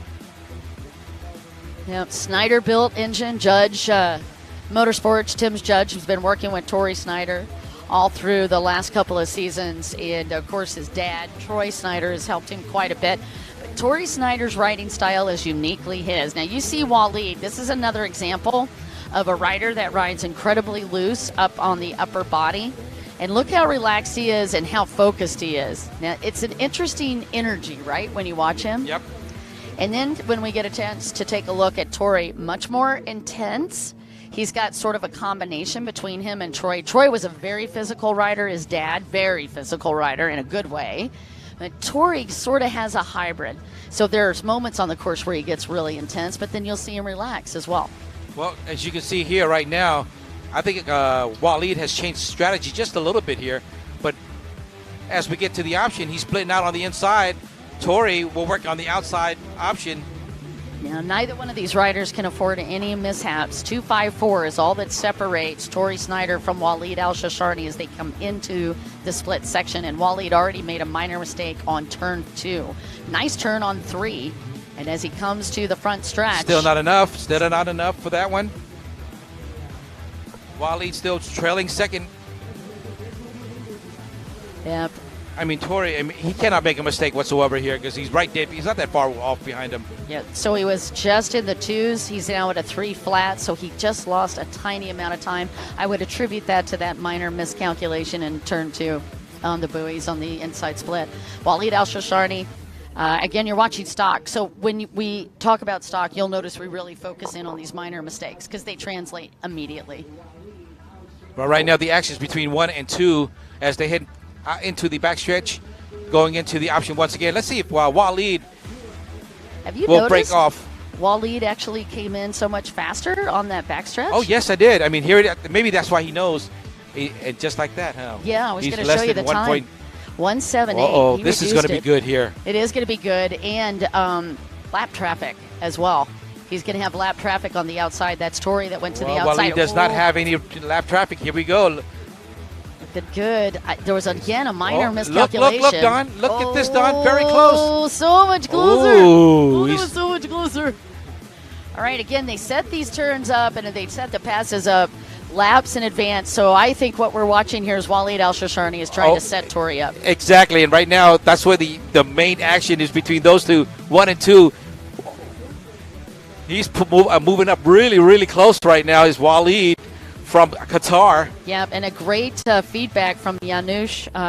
Janusz, actually a fantastic promoter from Poland, and he was saying the Yamaha engine's more faster and has more RPMs on that top speed, which is why a lot of the riders love to use the Yamaha. Nice fight, 110 and 11. Well, coming in towards the option once again, Don. This is I like to watch this action right here. Yeah, so it's crazy. Okay. He's still doing it again. Waleed on the inside once again. Tori Snyder goes to the outside. He's felt comfortable on that. Alfadel still back in 3rd, and Supatat Raccoon is in 4th. Let's see what happens. Lezcano has moved up into 5th. Wow. Big charge for the 777s. All right, Waleed Al-Shashani. Not enough. Not enough. See it. Yeah, I don't see it. Right there. And the white flag. Final lap, too. This is it. Okay, He's only got one chance left, Don. Waleed's got to really be thinking in his head, I need to pull something out of my hat here. And if you're just joining us, you're watching the WGP #1 World WaterJet World Series 2023 right here in Lake Havasu, the United States. Here's your rundown. Tori Snyder in the lead. Waleed Al-Shashani from Qatar in 2nd. Abdullah Al-Fadel 3rd. Supatat Wakun in 4th. Juan Lezcano in 5th. Christopher Landis in 6th. Sedini from Morocco in 7th, Linus Lindbergh in 8th, Baldwin in 9th, Pellier in 10th. That's how it looks right now. Well, this is it. Coming into the final option here. He's moving. He's getting a little closer, but this is his last opportunity. Waleed, once again, on the inside line. No mistakes for Tori here. Yeah, Yeah, so Tori is working your outside split. He's been really comfortable on that. Now, generally, the strategy, Nick, on these final laps is to take the inside split. Tori feeling confident enough that he's going to be able to take it from the outside, but I got to say, that's the fastest that he's looked coming from the inside. All right, Tori Snyder takes the win, and it is going to be Walid Al-Shasharni for second. 1-1-0 from the United States. Tori Snyder taking first for Moto number 1 in the Pro-Am Runabout stock category, followed by the Qatar rider Walid Al-Shashani. Yep, and that is Abdullah Al-Fadel that did come across in the third place spot. From Kuwait. And Supatat Foot Brakun came in fourth. Chris Lascano, or excuse me, Juan Lascano in fifth. Christopher Landis sixth. Well, recap on that, crazy. That was awesome. The actions was between the 1 and 2 for a while there. Up next is the Pro Ski Grand Prix category for the WGP WaterJet World Series here. We have riders for the next category. We have U.S.'s Jonathan Fan. We have France Morgan Perret. We got France's Valentin Durilat. Finland's Severi Solonen. Great Britain's Harley Ritchie. U.S.'s Sebastian Guerrero. We got Spain's Nacho Armelius. U.S.'s Camden Powell. Denmark Anders Keller. Jeremy Perret from France and Michael Perret also from France. Great Britain Jason Young. U.S. Jake Pierce. Australia Kevin Retterer, there he is. Belgium Quentin Bosch. Reuben Harris. Devin Farthing. Cole Kramer. And rounding off is also from France, Raphael Marin. Oh, this is going to be a good one. Yeah, this is going to be, I would definitely say this is the moment where you need to put your tray tables up in the upright position. Definitely fasten your seatbelts because this is going to be one heck of a ride. Let's give you the layout of how it looks down on this lineup. Boat number 4 has got the pole position on the inside. And boat number 90, that is, and by the way, boat number 4 is Camden Powell riding for the U.S., sponsored by Ignite. And on the outside pole position is going to be Kevin Retterer. And then on the outside, that is your wild card spot. That is boat number 202. Generally, that is Cole Kramer riding for Fast Power Sports. Well, as I remember, in round number 1, Don, we did not get a chance to see Kevin Retterer. He did not show up in Poland. No, he was unable to because Cambodia had their SEA Games, unfortunately, at the same time. He was there supporting the Thai teams, actually. Oh, okay. Well, he showed up, though, in France. He definitely showed up in France. All right. Yes, I heard amazing stories on that. Yep. You can expect him to show up this weekend as well. And he needs it, too. He's going to be in big company here with Reuben Harris, who's right in the middle of the pack on the inside, and, of course, Quentin Bosch in the middle of the inside split. He's also got to deal this weekend with all 3 of the Perret brothers. And by the way, this is a first for us to have all three of the Perrets on the line at the same time and the World Finals in the U.S. So a big deal for us. Yeah. We've got a pack of Perrets. And I'll tell you, this category, the whole entire crew here, I mean, they're going to go at it hard and strong. They are. Valentin Dardalat, who's taken many a world championship here, Nacho Armillas. So let's take a look. Dardalat will be racing boat number 8. He's in the middle of the outside split if you want to look for him. And Nacho Armillas on boat number 36. He is going to be lined up, I believe, on the inside split.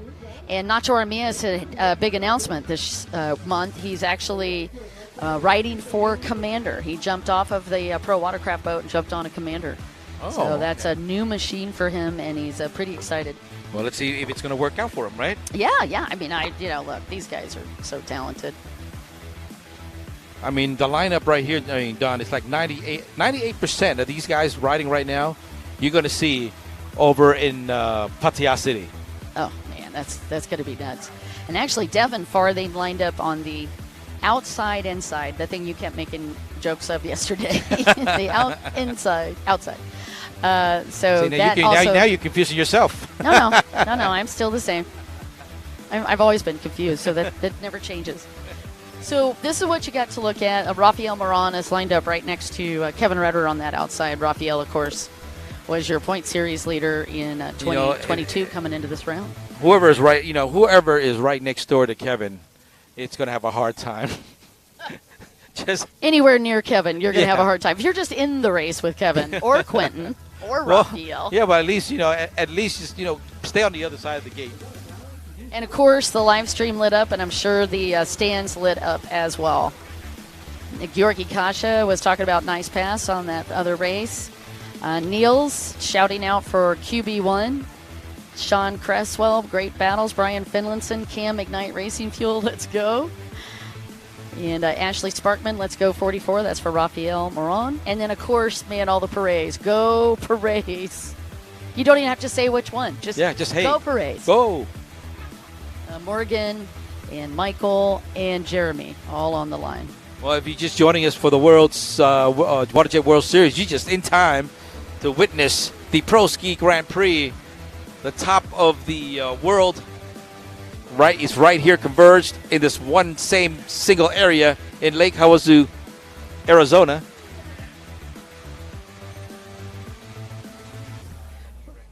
The rankings right now, Jeremy Perret is leading, followed by Quentin Bosch, Rafael Moran, Michael Perret, and then Nacho Armias. Kevin Redderer is not even in top 5 yet after missing the first round, and Anders Keller, that is. And we'll get that up for you in just a minute. Top riders from all around the world going head-to-head right here. We got U.S., France, Great Britain, Spain, Denmark, Austria, Belgium, Finland. Yeah, and if you're taking a look at that World Series, just to recap, Jeremy Perret took the win in Melhinki, and then it was Kevin Redderer that took the win in Vichy, France. So up for grabs, who's going to take the win on round number 3. Oh, I'm so excited to get to witness this. I'm sorry, I just got a little fired up.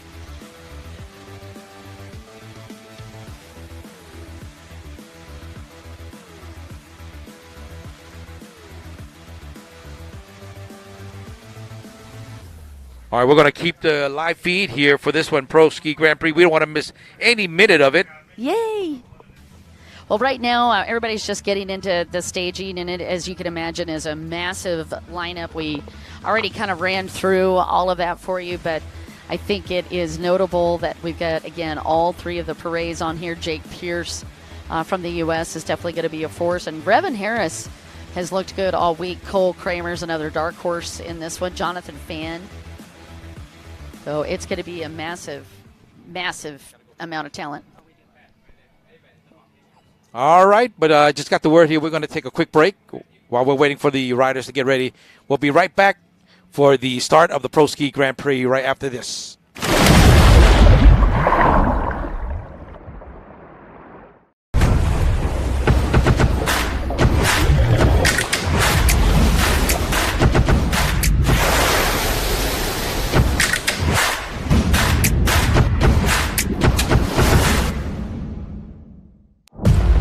WGP1 WaterJet World Series Season 2023 is coming. Round 1, May at Mekalinki, Poland. Round 2, July at Vichy, France. Round 3, October at Lake Havasu City, USA. And final round, December at Pattaya City, Thailand. Supported by Sports Authority of Thailand, National Sports Development Fund, Amazing Thailand.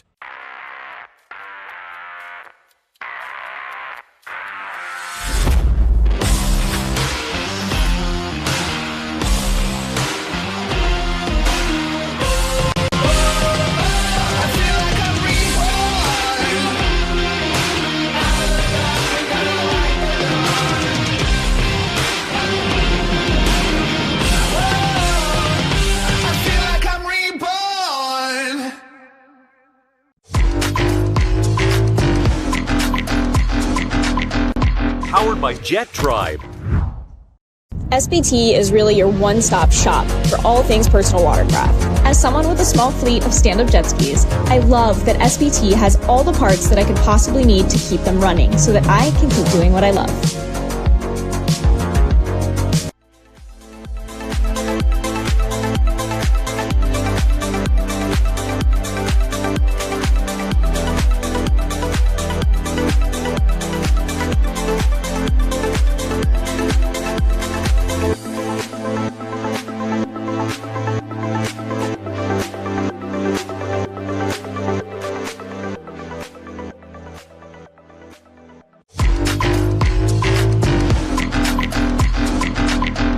Powered by Jet Tribe.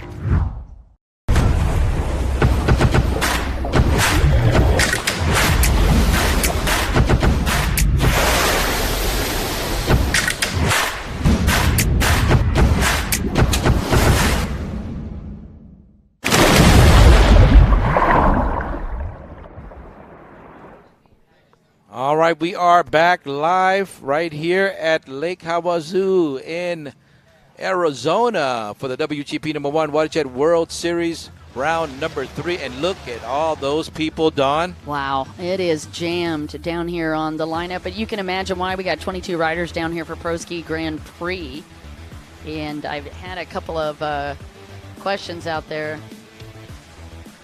This is going to be a real fun one. All the big names are here going for it.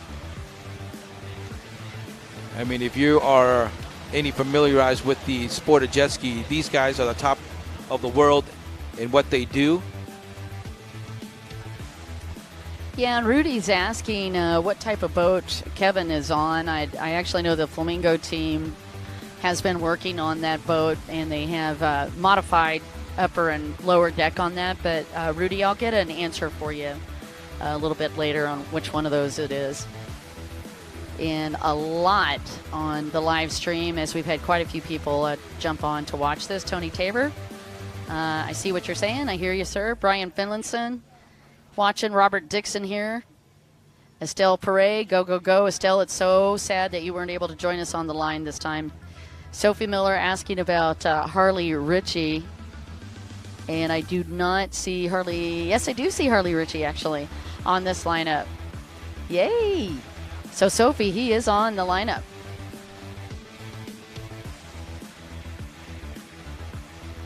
All right, folks. Just a few more minutes. Yep, you could see Jeremy Perret's team down there on the 72s. And as we have talked about throughout the week, Nick, the holders are just as critical in regards to how a race is going to go as the rider is. And I know that sounds kind of strange, but if you don't have a good holder on these boats, in the stand-up division, you're allowed one holder in general race conditions, and for the runabouts, you're allowed 2 holders. We've obviously seen that change, and we're on just a little bit of a time delay because we had to fix a buoy. But we've seen that change based on water conditions, particularly when we race offshore or race in surf. They're allowed multiple holders. In fact, I feel like we saw that. Did we see that in Phuket where they had extra holders at one point? At one point, yes. I thought so, because we were getting big water. Because there was a lot of waves coming in. Yeah, so you can have upwards of, in some of the tour races, we've seen upwards of 4, 5, 6 holders on the runabouts just trying to hold the boat. All right, that is Jeremy Perret you're watching as they're getting them staged. So we are moments away from a start in Pro Ski Grand Prix. This is going to be the first Moto of 3. And this should be a real royal ruckus as Quentin Bosch gets into race mode. And Quentin's got a gorgeous custom helmet. I don't know if you guys got a chance to see the helmet. Well, it's usually between those two, right? Bosch and Retterer. Usually I see those guys. And then of course, the Perret brothers are always in the pack. Yeah. On the top pack. I would not count out Jeremy Perret from a whole shot. This is Rafael Moran that you're watching. Is that a new color on this craft there, I see? Yeah, he's got a new, he's on a new boat too. I think he did actually switch over to Fast Power Sport. A little sparkly right there. Yeah, he was riding a Bullet and he moved over to Fast Power Sports. Talking about bling bling. All right, Tim Wilkinson asked me to put out a shout out for Harley Ritchie from the Bluebill. We'll do it. Yeah, no Kiwis on the lineup. All right, folks, hold on to your hats. We're just about to start the Pro Ski Grand Prix. Motor number 1. Look at this. Look at that. That is such a beautiful sight for your 42nd World Finals, and of course, our third round for the WGP1, our final just a few months away. That's right, over in the Pattaya City, Thailand. Out there is Nacho Armias. You just saw Morgan Prey on boat 7. There's Jeremy Perret. And that Devin Farthing. Devin's on the outside, inside. And then there's your pole position on the outside. Kevin Redder. Right next to him, Rafael Moran, also on the outside. 55. That's Anders Keller, actually, on the 5.5. And Valentin Dardelot on the number 8 boat. And again, the outside is going to be Cole Kramer.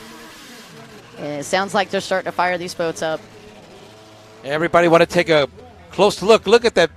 Look at the beach area there, Don. Everybody's packed up in there. I just love this picture.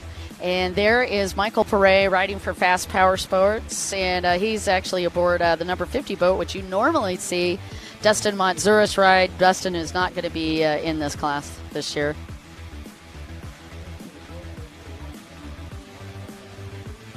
But Michael Perret is going to be riding Dustin Matsuris' boat. All right, folks, to start the engines. Here they come.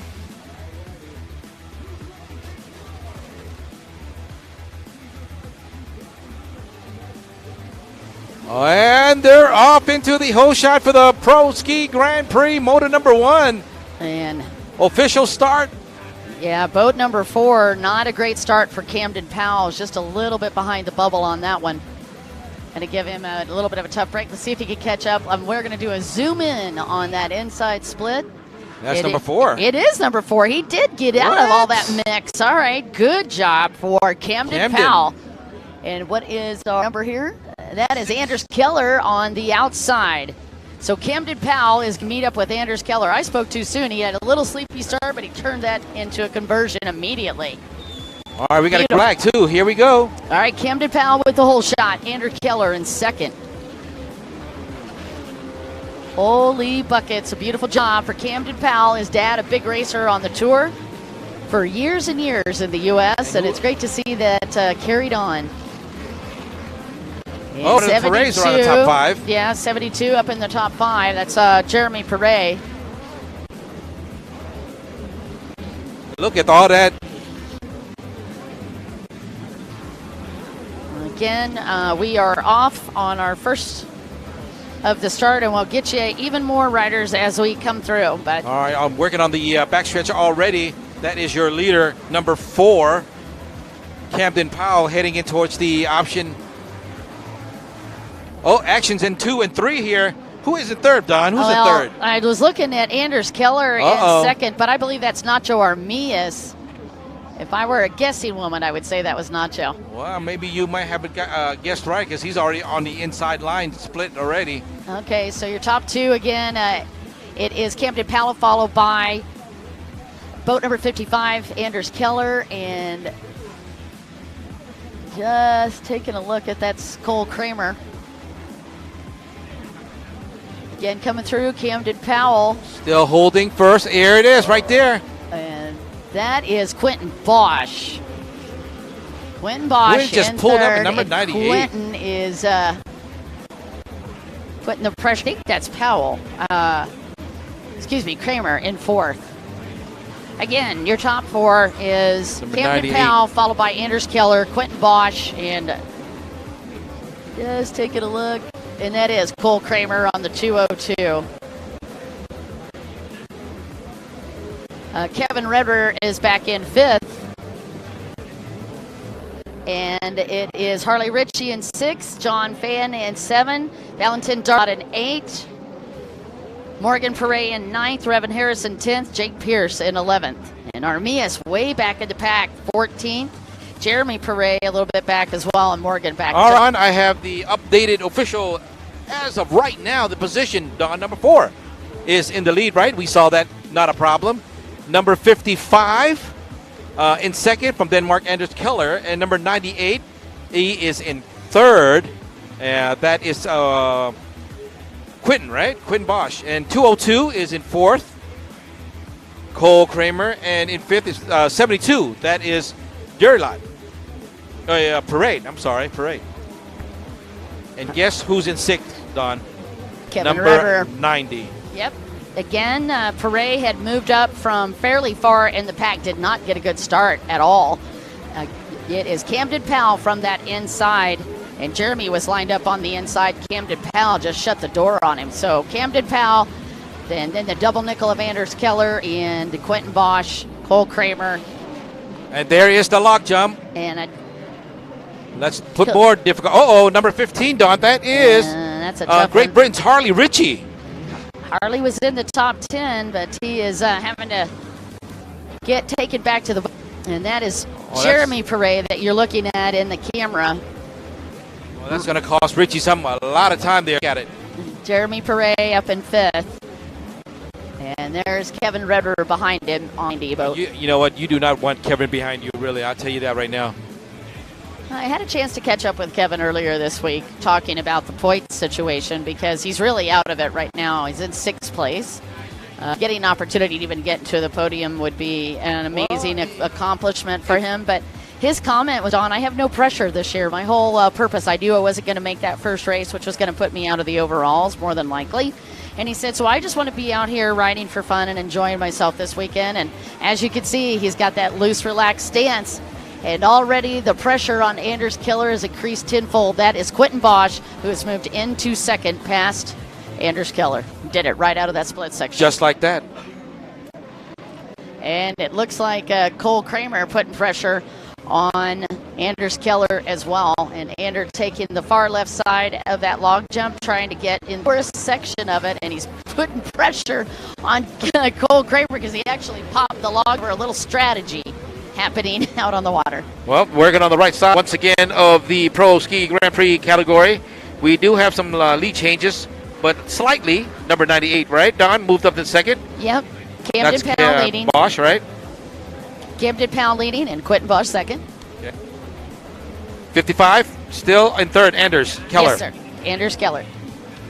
And in fourth is 202 still there? Yes, sir. 202 is still up there, and he is going to the inside split. That's what you're watching. All right, and of course, number 72, that is Jeremy Perret, still holding on to fifth. Yep, and Jeremy goes to that outside split. So you got Camden Powell. Camden's working the outside, and what a massive accomplishment for the gentleman that rides out on the East Coast, Camden Powell, to Bosch. be pushing through. And that is Quentin Bosch, and he also goes to the outside. Bosch on the inside. Sorry, yeah, check that. Quentin Bosch went to the inside trying to run down Camden Powell. So you know what? He's got plenty of time. I'm sure that he can figure out something, a strategy that he can.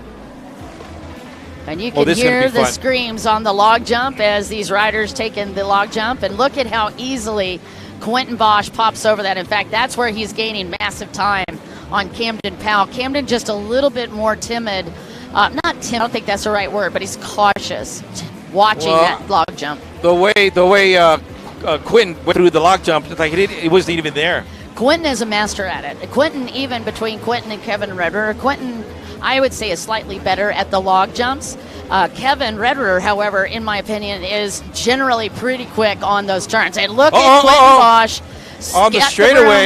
Yep, he is sweeping on Camden Powell. Now that was putting pressure on Camden Powell. It's a matter of time, Don. It is a matter of time. Bosch split out into the inside line. Camden Powell goes to the outside. Quentin Bosch on the inside, and you saw that unfolding on the backstretch. And Quentin did that on purpose. He knew he wasn't going to get around him. He just wanted to get in his face. He wanted to make sure he knew he was there. And just like that, this is how close he's gotten. Actually, Camden Powell surprised me there. Camden put on the afterburners on that outside split. Oh, he's right dead behind him. This is not good. I'll tell you right now. Actually, I think Camden this is Powell. amazing. Here they come. Oh, Quentin's going to be real aggressive going over this log jump. Camden was on the inside portion, and he was actually pushing that log jump down and pushing the side that Quentin Bosch was going through up. And Quentin Bosch had no problem. That was the fumble. Camden Powell was able to come out and can recover, but now nicely Quentin Bosch done. smells blood in the water. As soon as he saw that, Quentin decided he had to go for extra pressure. I'm pretty impressed with Camden right now, holding him up. Oh, too much speed. Yeah, too much speed. Unfortunately, Camden Powell opened the door on that back stretch, and Quentin Bosch knocked and entered, and that's your new leader, Quentin Bosch. That was just too much speed in the backstretch, Don. Beautiful pass for Quentin Bosch, and great racing. Most impressive with Camden Powell, though. I was just so amazed at how well Camden Powell rode on that race. Smart rider, and he did not get ruffled at all by Quentin Bosch. Oh, coming off the final turn into the grandstand area here, your new leader for the Pro Ski Grand Prix, number 98, from Belgium, Quentin Bosch. Man, what a story on Quentin Bosch. This is a gentleman that when he first started racing, the handlebar, the hand poles were actually taller than he was. Yeah, I'd see a rider down right in the log jump I think it's area. number 15 again. It's not Harley Ritchie. Austin Tinde, Belgium is where Quentin Bosch hails from. Fell off right at the jump area. Yep. 19 World Championship title. 19 of them. For Quentin Bosch. 19. There's Jeremy Perret. Still holding 5th position, Don. And actually, Jeremy Perret looks like he's moving up. Let's just check the scoreboard here real quick. All right. Now, if Jeremy pulled up, that means right behind him should be Kevin Ritter. Yeah, actually, Kramer is right behind Jeremy Perret, and then Redder is behind Cole Kramer. He has not been able to get around Cole, but Perret has moved up into 4th. So the rundown is Quentin Bosch, Camden Powell, and Anders Keller, Jeremy Perret, and Cole Kramer and Kevin Redder.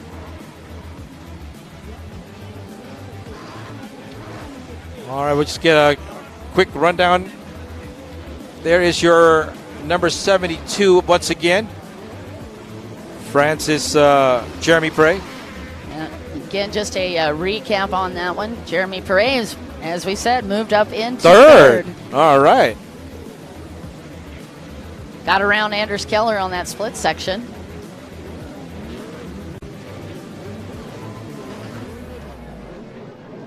And we have number 55 still in 2nd, Anders Keller.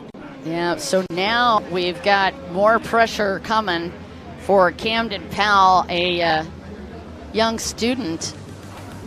He's just a college student. Has not had a whole lot of ride time this year, and look at him holding off the big dogs on the World Series Tour. Well, he's getting pretty close, too, as they head into the option once again. I'm sure Jeremy might split up.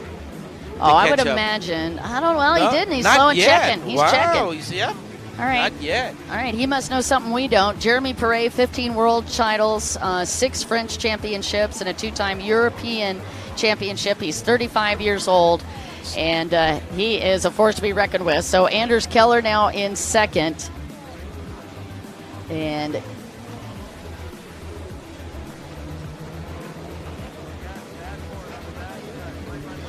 all right, so again, we're showing as Anders Keller having moved up into 2nd. We've got... Well, Jeremy, he's in 3rd right now. Yep. So Anders, so it's Quentin Bosch, Anders Keller, and then Jeremy Perret. And now looking to see where Camden Powell ended up out of the splits. I'm telling you, as many times I've seen Jeremy ride, he's going to try his best to catch up. And I think he's going to pull it off. Well, I wouldn't be surprised. I mean, although you got to hand it to Anders. Anders has ridden better than I've ever seen him, and he is a great rider. I mean, if he can hold off Jeremy, my hat's off to him. I mean, it's a hard job to do. Yeah, if you hold off Jeremy Perret, you're that's saying something. But Anders Keller is a rider out of Denmark, and I mean, he's been on multiple tours. He's incredibly fast, and now he's finally got a boat that works for him as well. And I do believe that is... just taking a look, that's Rafael Moran, who is pushing. Yep, he's heading into the option. That option on the outside line. number 44. Yeah, Moran is moving up. He's in 5th overall. Rafael Moran in 5th.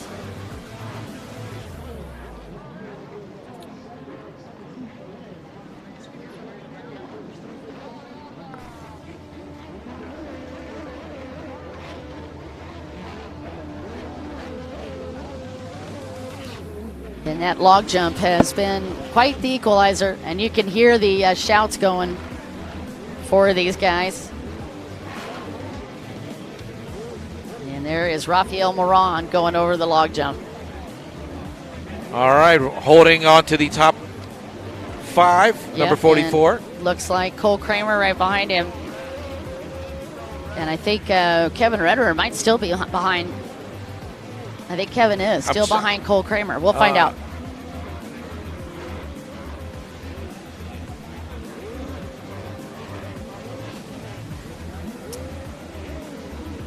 Oh, he moved up. Oh, you got news for me. Give me some news, buddy. Yes, well, you know what? 98, he is definitely in first position right now. Number 55 is in 2nd. Jeremy is in 3rd. And guess who's in 4th, Don? Who's in 4th? Number 90. Here he comes. Uh-oh, we got a red flag. Uh-oh, what happened? Red flag out. So the log jump. Uh-oh, let's just see what happens here. That was crazy. All right, well, they stop in the race for a red flag. And that is Kevin Redder again. As they put flag out, here is how it was looking out on the track.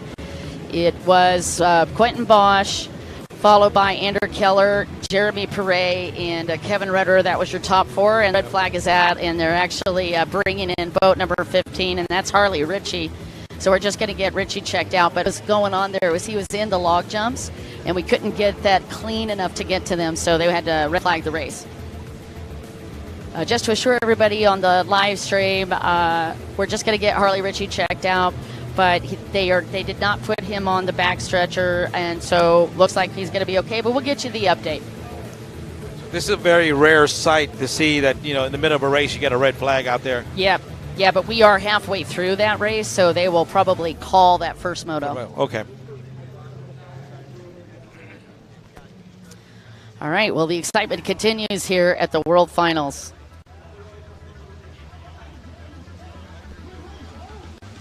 I mean, I'm sure that was approaching the final lap also.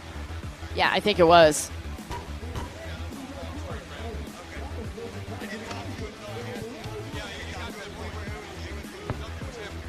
Well, that was the action for the Pro Ski Grand Prix of the WGP #1 WaterJet World Series Round 3 here in Lake Havasu, Arizona, in the United States.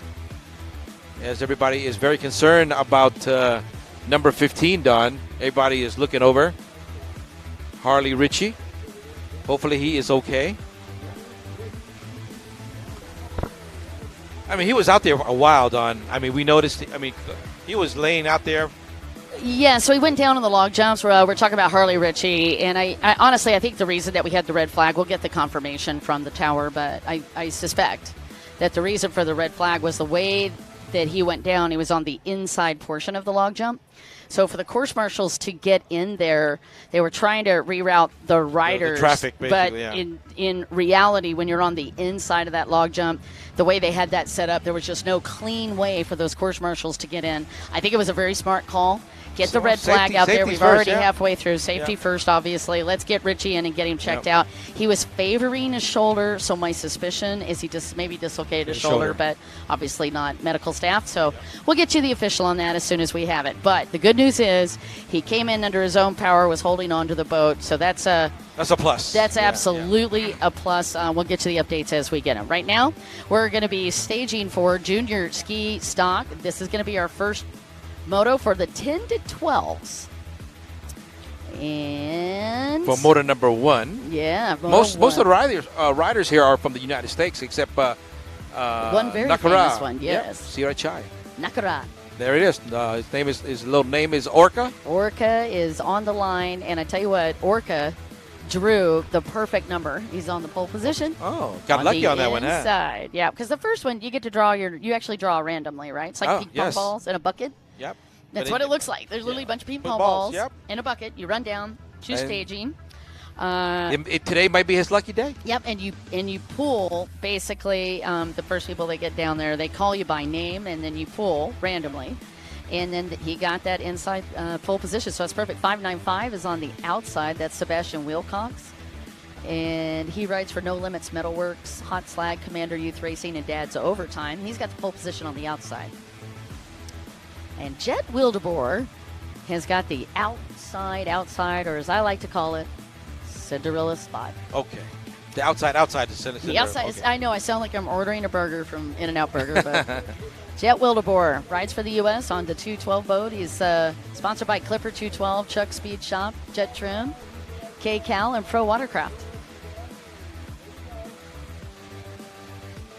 Sebastian Wilcox also on the line. He's in the middle of the outside. And Sebastian rides for No Limits, Metalworks, Hot Slag, Commander Youth Racing.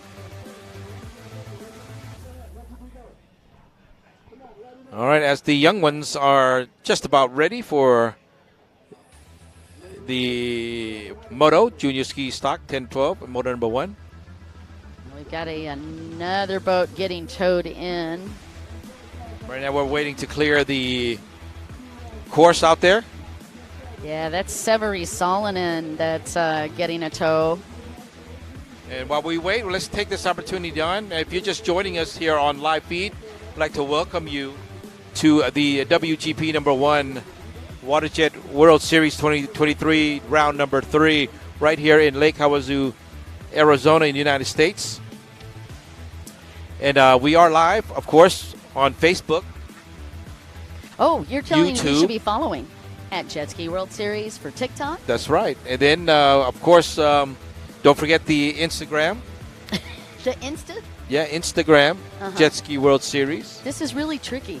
Yep. You're making this so hard. Just remember Jet Ski World Series. Look, I tell you what, just do me a favor, write this down. Okay. Follow Dawn and Nick and the coolest people on the planet. Yep. Go to Jet Ski World Series. That's everywhere. Right. Just everywhere. do it everywhere. Just everywhere. Yep. Facebook, YouTube, Instagram, TikTok. And if you want more information, like really in-depth information. Ooh. Yes. I know where to go. Where do you go? WGP1.com. Okay. Well, we got another one, though. It's deeper than that. Oh, well, no way. Yeah. Tell me more. It's Tell Me More. Oh, no, it's not. It's www.jetski/worldseries.com. Ooh, thank you. You get really deep now. That's deep. This is super deep. That's super deep. You're going like deep space deep. Yeah, they even have your picture there. That's how deep it got. No, they don't. Yes, they do. They do? Yeah, no, I'm just kidding. All right, we're back to. to. Go look. You're so bad. I see Gabe Jukish's family in the house, the Jukish team representing up there on the grandstands as we get ready. And I mean, we have had so many celebrity sightings this week. It's pretty cool. There's boat number 41 on that lineup. That's Tristan Hebert. Tristan riding for the Naughty Water team, and that's his dad, Terry Hebert. Tristan chilling like a villain down there, playing with the rocks. And this start line is so unique from anything in the world. I don't know if you guys noticed, but at Crazy Horse Campgrounds, they, instead of like a sandy beach, what they have is rocks. They're pebbles. They're about 2 inches to 3 inches. Well, what's unique about it is they're slick. So when you get in the water and you're trying to hold, man, you got to get a grip. Right? Yeah. So the holders have got to wear they get special water boots so they can hold. And they also, I don't know if you've seen it, but they're like digging out. They dig out a little area trying to help hold that boat back. Yeah. Unique starting grid here at the World Finals. Slippery little river rocks. Slippery little devils. Well, we got a jam-packed grandstand today. Yep. That guy looks very serious. We need to get him some happy face, happy dog, happy hot dog or something. Clearly, he has not been back to Vendor Alley yet, so we're going to have to get him hooked up with all of our great sponsors. Speaking of sponsors, you've got some awesome ones. Oh, yes, I do, I Dawn. totally put you on the spot. I do. I really do. I mean, Amazing Thailand. I mean, we got plenty of sponsors that make this event happen. Tell me more, tell me more, I will tell you in a minute. Tell me more. Wow. Okay, I promise to not do that again. Now we're singing here on the... Well, you started it, so I think I feel safe to blame you. Well, here we go. Let's see here. Nick. Let's say thank you to IJSBA Thank you, IGSBA. and SBT. That stands for Short Block Technologies. Thank you, SBT. What about Yamaha? We love Yamaha. Kawasaki. We love Kawasaki. How about Sea-Doo? We love Sea-Doos. Riva Racing. How about that? I adore Riva Racing. What about Blojin? Blowsion is awesome. Solace. Solus. I'm sorry. Solace would be when you've had a really bad day. Yeah, well, I'm Solus. Okay, Solus. All right. But I love those guys, yes. Okay, Solus. Solus. Okay, okay. Anderson Power Sport. Is still Anderson Power Sports amazing. Okay, what about Commander with a K? Commander is awesome. And the Websters are awesome. Right Now. Ooh, right now's cool. Yeah. Right Now. Okay. Right now. You mean can I go? No, Right Now. Thank you so much, right now. And, of course, rounding off the VP Racing. VP Racing. Thank you for all our sponsors to make this happen. In all seriousness, please be sure and tell those guys thank you for us as well. We are truly, truly deeply appreciative of all the sponsors that help keep not only the sport alive, but thriving. And I just got to brag up the WGP1 series. You guys hit over 1 billion viewers last year. That is a record that has never been set before. And we are humbly grateful for all of the hard work that it took to get to that many viewers. Thanks for helping the sport grow. Thank you very much. All right, up next once again is the Junior Ski Stock 10 to 12. Speaking of Lake Havasu, you know Lake Havasu is rated as one of the top 100 best bass fishing lakes in America. And the campground that we are in right now as these juniors get ready, well, this is Crazy Horse Campground. And this is Lake Havasu's oldest RV park and campground. And it's located on the island just across the London Bridge. And in fact, it's one of the oldest campgrounds in the country.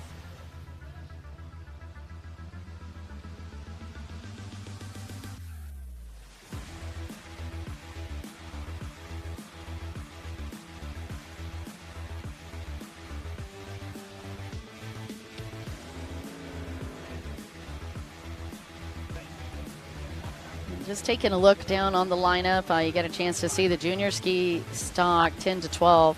And the way that we're making sure that these boats stay stocked is we put restrictor plates on the boats. Now, this start is going to be a little bit different than others that you get a chance to watch. Take a look down there at boat number 515, and you'll notice that the rider is actually in the tray.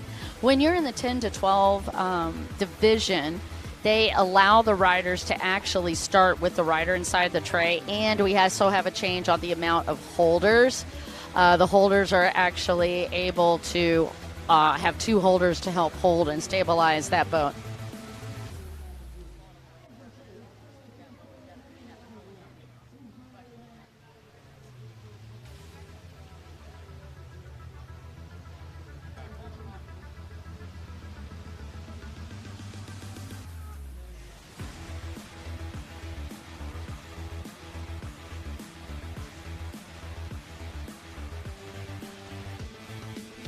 All right, we're going to take a quick break real quick, and we'll be right back with more action after this message is right here.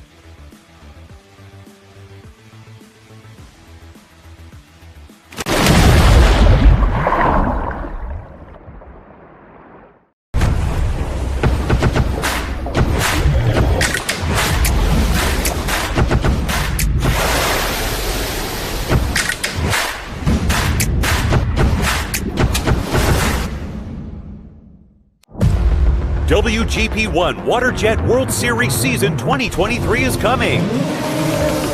Round 1, May at Mekalinki, Poland. Round 2, July at Vichy, France. Round 3, October at Lake Havasu City, USA. And final round, December at Pattaya City, Thailand. Supported by Sports Authority of Thailand, National Sports Development Fund, Amazing Thailand.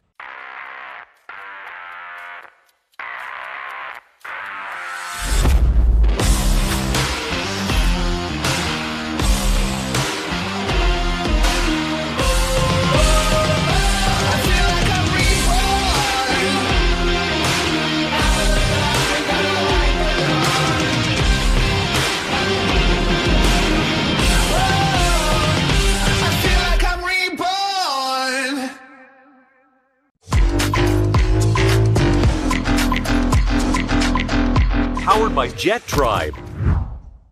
SBT is really your one-stop shop for all things personal watercraft. As someone with a small fleet of stand-up jet skis, I love that SBT has all the parts that I could possibly need to keep them running so that I can keep doing what I love.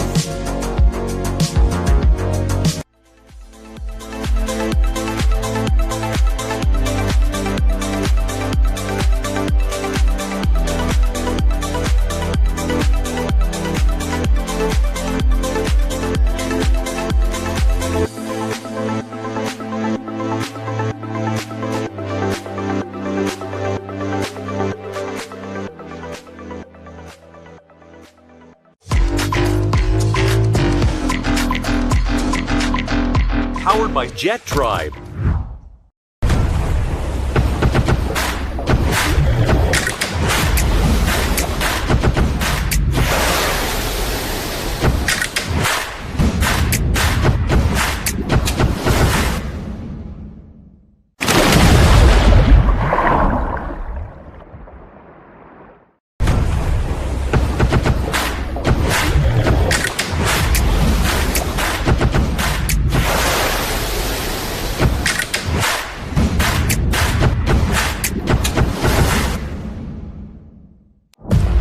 WGP1 WaterJet World Series Season 2023 is coming. Round 1, May at Mekalinki, Poland. Round 2, July at Vichy, France. Round 3, October at Lake Havasu City, USA. And final round, December at Pattaya City, Thailand. Supported by Sports Authority of Thailand, National Sports Development Fund. Amazing Thailand.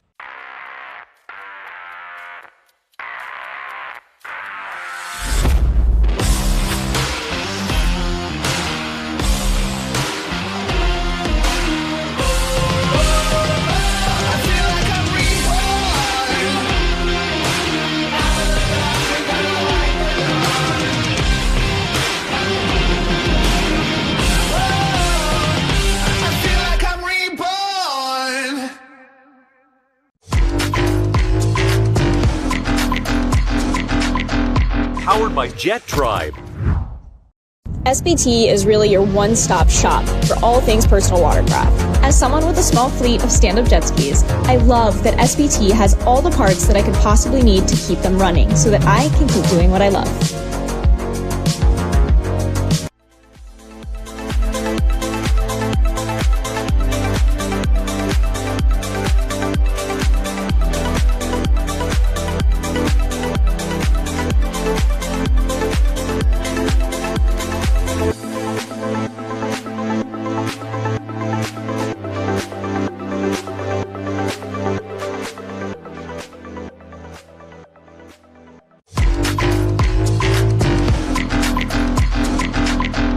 Powered by Jet Tribe.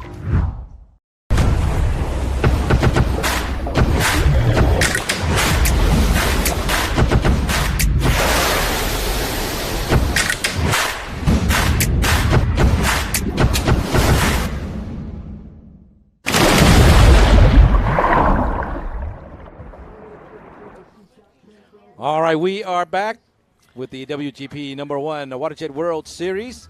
Once again, I'm Nick C. Alongside me is Don Dawson.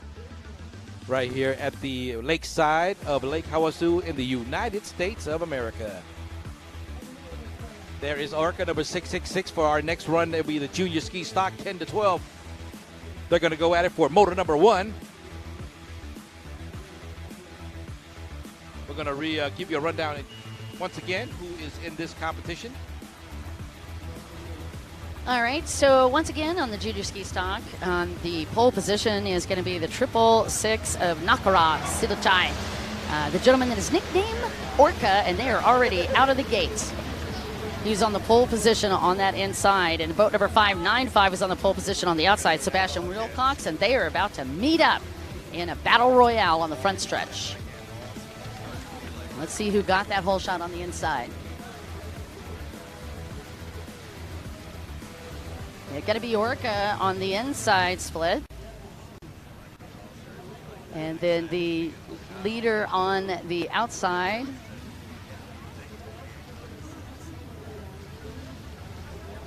That's the 212 with the whole shot from the outside. Jet. He's actually lined up on the outside. That's Jet. Jet Wildeboer. And your whole shot looks like it goes to Orca, followed by, oh my goodness, that's boat number 41 in second, Tristan Hebert, and then Jet Wildeboer. That is, as they say, a wrap for the start. So again, Orca with the whole shot, followed by Tristan Hebert and Jet Wildeboer. Now Orca advancing the rankings pretty quickly. Started very young.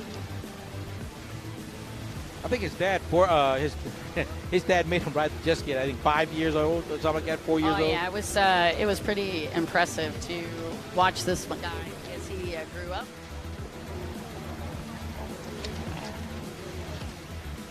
We'll talk more about that in 2 seconds as we get these guys underway. That's Tristan Hebert back there in the second place spot, and Jet Wildeboer, Ryder Wildeboer's younger brother, actually racing here, and Jet is incredibly fast. But you're watching the micro missiles. These guys are between 10 and 12 years old. As they head into the option area of the course here, number 41, overall in second, Tristan Hebert. On the outside line of the option. And of course, your race leader, Orca. He was a top Asian athlete in 2023. Became the youngest person to ride a jet ski across the Gulf of Thailand. So Orca has all kinds of really cool things. He is the son of Nakorn, who is a very famous jet ski racer. But what you may not know, jet ski fans, is he's a famous actor out of Thailand as well. He's got his own TV show. Two-time world champion, his son, Orca, only 12 years fast. There's 2-1-2. That is Jet Wildeboer. Yeah, Jet Wildeboer, also a great history. A little rider out of Lake Havasu City, Arizona. And he's riding the 212 boat. That's actually Mike Klippenstein's boat. And there's 515. That is Ty Smith. I mean, Jet should be very familiarized with this lake since he's he's like, what, the whole town favorite, right?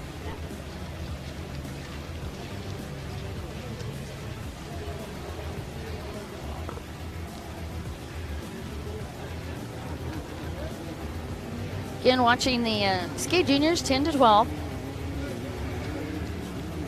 Nakarai, Zilachai, or Orca, which is so much easier to say. He's got 3 brothers, or 3 other siblings, I mean. He rides for King Power Jet Ski Team. He's a 2-time world champion already. That's Havasu in 2022, and then again in Thailand he took a world title. Well, at the official standings are as follows right now. 666, of course, from Thailand. Nakarai Sirachai in the lead, followed by number 41 in second, Tristan Hebert. 883 from the U.S. Gavin Hogarth is in third, Don.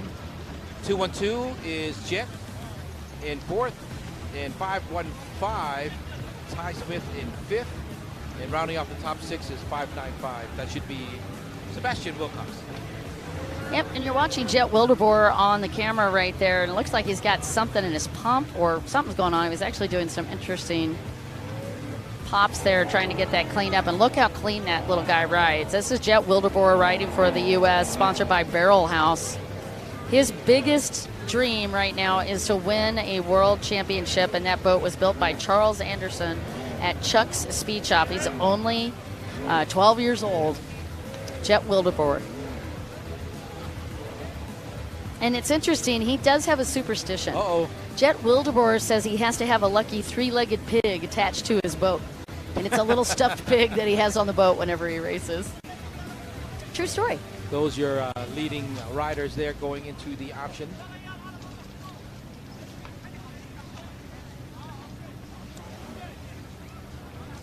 Well, it seems like the 666 has moved out pretty far up in the lead there, Don. Yeah, Jet Wildeboer back in. I think you had said he was in fourth, but it looks like he might be back up in third. That is a boat 41, Tristan Hebert, just at the left side of that camera. So Well, Jet is on the outside line. That's 515. Oh, I see. Ty Smith. Yeah. Final lap already done. Wow, they didn't mess around. Yeah, they do have fewer laps for the junior ski stock. Again, the 666s of Orca leading and Tristan Hebert in second. He's way ahead. He's almost halfway done. Yeah. So Orca just has to turn a few more buoys as he gets through, and there's a great shot of Orca, Nakorn, Silichai's son, and what a great honor it is to have these families carry on these generations of racers. We're really honored to have these kids come back out here and race. I mean, he's got more boys. 3 siblings, yes, right? He's got more boys. 3 brothers. Are they all boys, or is there a girl? I thought there was a girl. There's one girl. Yes. Yeah, okay. Thank you, sir. Okay, Orca just going to turn a little bit more turns here, and then goes again to the outside. He's got no pressure, so he's going to take that outside. Tristan Hebert's about 15 seconds off of that first place rider, but Tristan Hebert with a solid run. Orca approaching his final option on the outside. Yeah, he's done it onto that 4 turns, and then this is the final series of turns as he hits that big SBT buoy, and once he hits that, he's going to be on that front stretch. This is a much shorter front stretch that we're used to having. Congratulations to 666 Orca taking the win. Moto number 1 junior ski stock. Belongs to Thailand for the junior ski stock for 10 to 12. Beautiful run for Orca, a.k.a. Nakara. And how do you say his last name again? Sirachai. And then in second place, Tristan Hebert. And we'll get you the official standings a little bit later. Next up is the Pro Runabout Grand Prix. Another big one here, Don. Right on the water, ready to go already. We got France's Jeremy Perez. We have France's Francosas Badori. Hungary's Gorgi Kaza. Qatar's Walid Al-Shashani. Great Britain's James Bushell. Kuwait's Mohammed Albaz. Sweden Samuel Johansson. Kuwait's Mohammed Boubaye. Estonia's Matthias Simon. And the U.S. is Dustin Farthing. Japan Jun E. Koma. And U.S. Juan Lescano. All right, Jeremy Perez, last year's Runabout Grand Prix world champion, is on the pole position on the outside. And boat number 77, that is Matthias Simon, the Estonian phenom, also has lined up right in the middle of the outside. Your pole position on that inside split, well, that is going to be Sam Johansson. Very fast rider. Joining Sam Johansson on the inside is going to be Francois Midori. And you can see that orange life jacket there. That's Francois. And then just taking a look down on a boat number 22. That's James Bushell, I believe, on the inside split. And Mohammed Baraba also on the inside. And boat number 96 on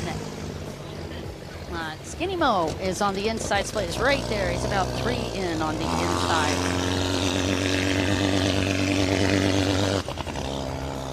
Skinny Mo, yeah, Mohammed Baraba. We call him Skinny Mo. That has just been his name for years and years, but Baraba or Burabaya, I think is probably more. Let that water calm down, Simon. Yep. Oh, I think you're saying it right. Burbaya.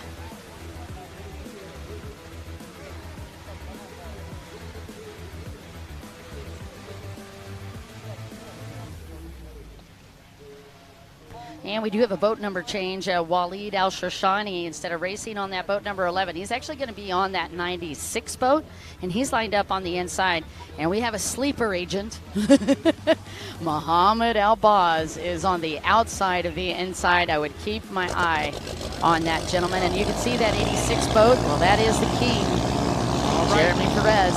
Just about ready to then go to the whole shot here for the Pro Runabout Grand Prix. We're ready to go. Fast and exciting moto here. Here we go. Oh, look how fast Albaz was from that outside. He's on the inside split, but he's on the outside portion of it, and he was one of your fast starters on that section. We're going to zoom in and see who's got this hole shot, and that's Skinny Mo with the hole shot on the inside. Already making a statement here. And that's Jeremy Perez on the outside split, and he is going to meet up with Skinny Mo on the front stretch. We got a green flag, too. Who is? Jeremy Perez takes your hole shot, followed by Skinny Mo, Mohamed Burabaya. So that number 1, Jeremy Perez from France. Then we have number 66. Yep. In second, Mohamed Boubaye. And look at that. It's hard to see with all that wall going everywhere. We're going to let it run for about another half a lap, then we get a chance to more clearly who's in third, fourth, and fifth, as the leading pack 1 and 2 already approaching the option. Yep. As we speak. On the outside he goes is Jeremy Perez. Jeremy Perez for the outside, and of course we've got a celebrity lineup here. We'll be finding where Georgi Kasha is, Sam Johansson, and of course Mohamed Elbaz as well.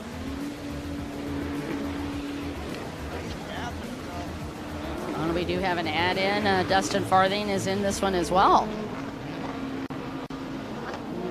86 is still in it. That would be Jeremy Perez.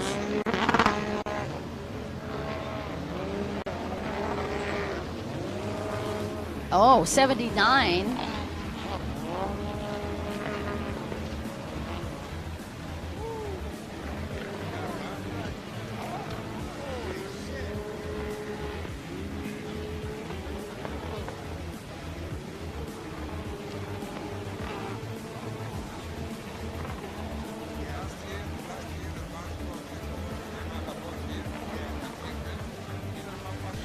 All right, double checking here, but sounds like from the tower, Dustin Farthing has moved into the lead, followed by Skinny Mo. Well done. I do have an official information here. It just came to me. Number 116, it is in the lead. All right, that belongs to Dustin Farthing. That's right. Number 66 is in second. That is Mohamed Boubaye. And in third is number 5. That's the guy you were looking for.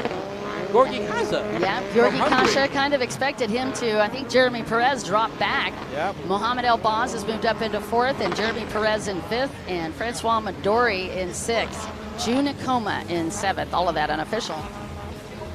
Well, you got number 38 in 4th. Now, who's in 5th again?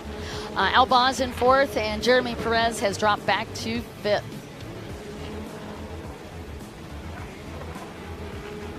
Thank you for that update, great one. And number 1 is Jeremy Perez. He's in 5th. Don.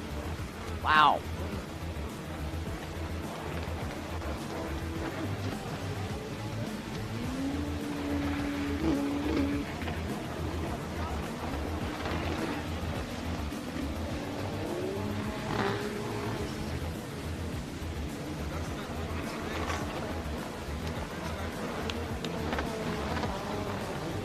All right, once again, Skinny Mo running up in that second place spot, and Francois Midori is making some passes as he comes to that front stretch.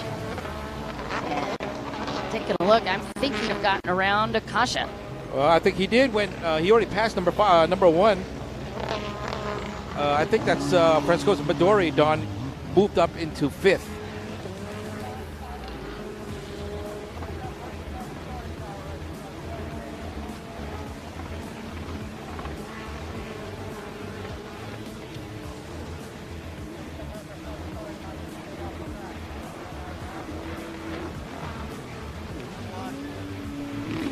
All right, let's get back to the action for the Pro Runabout Grand Prix here for the WGP number 1 WaterJet World Series round number 3 right here in the United States. As our leading pack on the right side, on the upper right of the course, as we speak right now, the leader is still 116. That is from the United States, Dustin Farthing, followed by number 66, Mohamed Boubaye in number 5. From Hungary, Georgi Kasa still in 3rd. Number 38, Mohamed Albaz in 4th. And number 4 is Francis Francosis Midori in 5th. And Jeremy Perez rounding off the top 6 position here right now on the Pro Runabout Grand Prix. Yep. Robert Dixon, thank you for the update. I saw that too. Dustin is winning in the lead, as we talked about. Dustin Farthing out of Ackworth, Georgia, 44 years fast. Grew up in Florida. And his pedigree is redunculous. 23 world championships underneath Dustin Farthing's name. And as he likes to say, a couple of dozen novice and expert titles as well. I'm done counting them, he said. But an incredible run for Dustin. And I'm so sorry, I thought that was Jeremy Perez, but it was actually Dustin Farthing on the, I believe they were on the backup 79 boat, or did they have 116 on the side of it? All right, Devin's birthday is 116. That's why I was asking. That's his firstborn son. Before that, he used to just ride the number 1. Sponsored by Monster Energy Drink. You're watching Dustin Farthing lead Pro Runabout Grand Prix, followed by Skinny Mo. That is Mohamed Burbaya. And he also has a crazy number of world titles.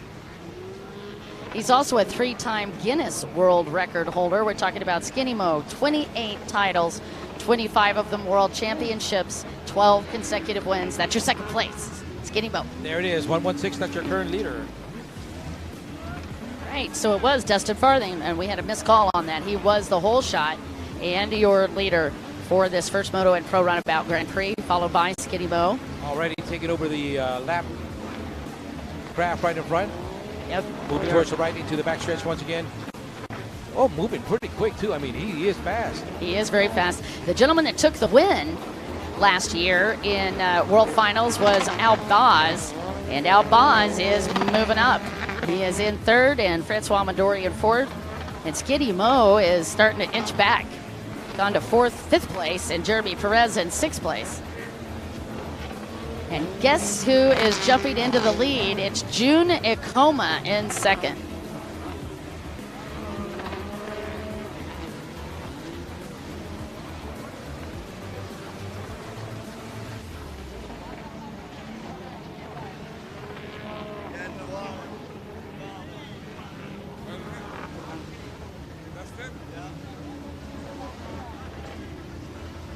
Oh, that is what happened. 116. Dustin Farthing broke. What a heartbreaker after getting that whole shot.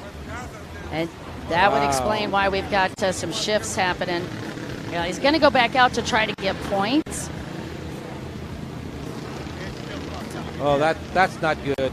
So Skinny Mo, I guess, has moved into the lead. And that would put Georgi Kasha in 2nd. So Skinny Mo, a.k.a. Mohamed Burbaya, your new race leader. He was just doing so well on the course. I guarantee you only had about 2 to 3 laps left. Oh, my goodness. And you can see he's got a modified seat. That seat actually comes halfway up his lower back. Purpose behind that is to help Skinny Mo and the other riders that ride these custom seats, just to help them keep locked in. Yep. The acceleration from buoy to buoy is upwards of 2 Gs. And that's how intense the ride is on these runabouts, particularly on the Grand Prix, where you pretty much could change anything you want to, custom upper deck, custom lower deck, and pretty much the only limit is your credit card. Mohamed coming out of the outside line already. Yeah, I'm going to have to quit looking at the live timing because it's because of that delay, it's messing us up on the live. So. Yep. It's going to be hard to look at, Brandon, because a lot of things going on that fast. So Dustin Farthing out of it right now for the top 5. That cleans the road for Skinny Mo, Mohamed Burbaya, and Georgi Kasha for 2nd. And we've got Albaz up in 3rd.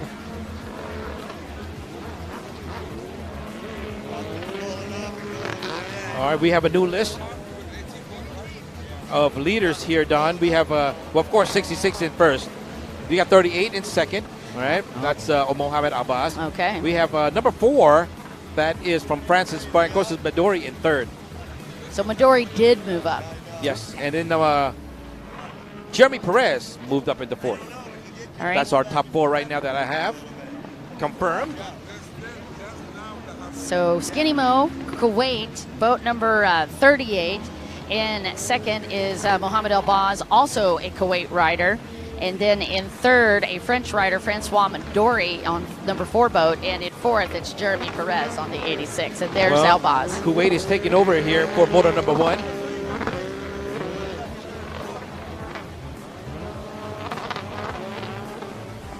No lead changes just yet here on the top 4. I'll try to get you the 5th position in just a second if I can get it here. There is Francois Midori, your third place rider from France.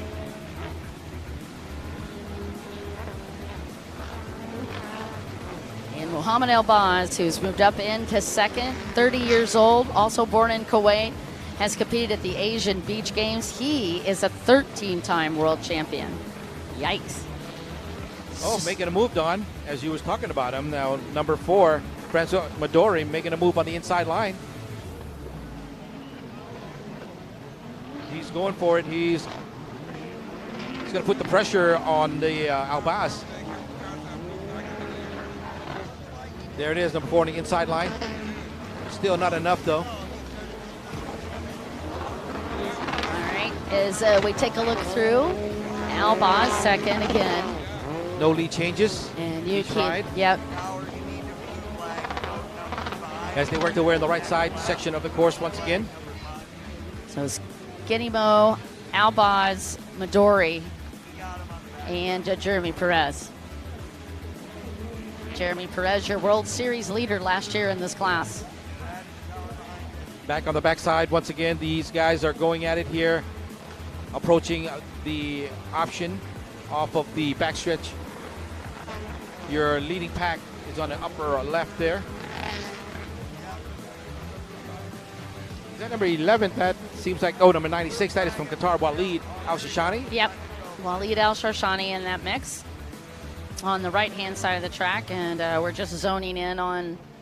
Here they come. This is the leading pack here on the left side coming in. Yep, Skinny Mo, your race leader on the double sixes.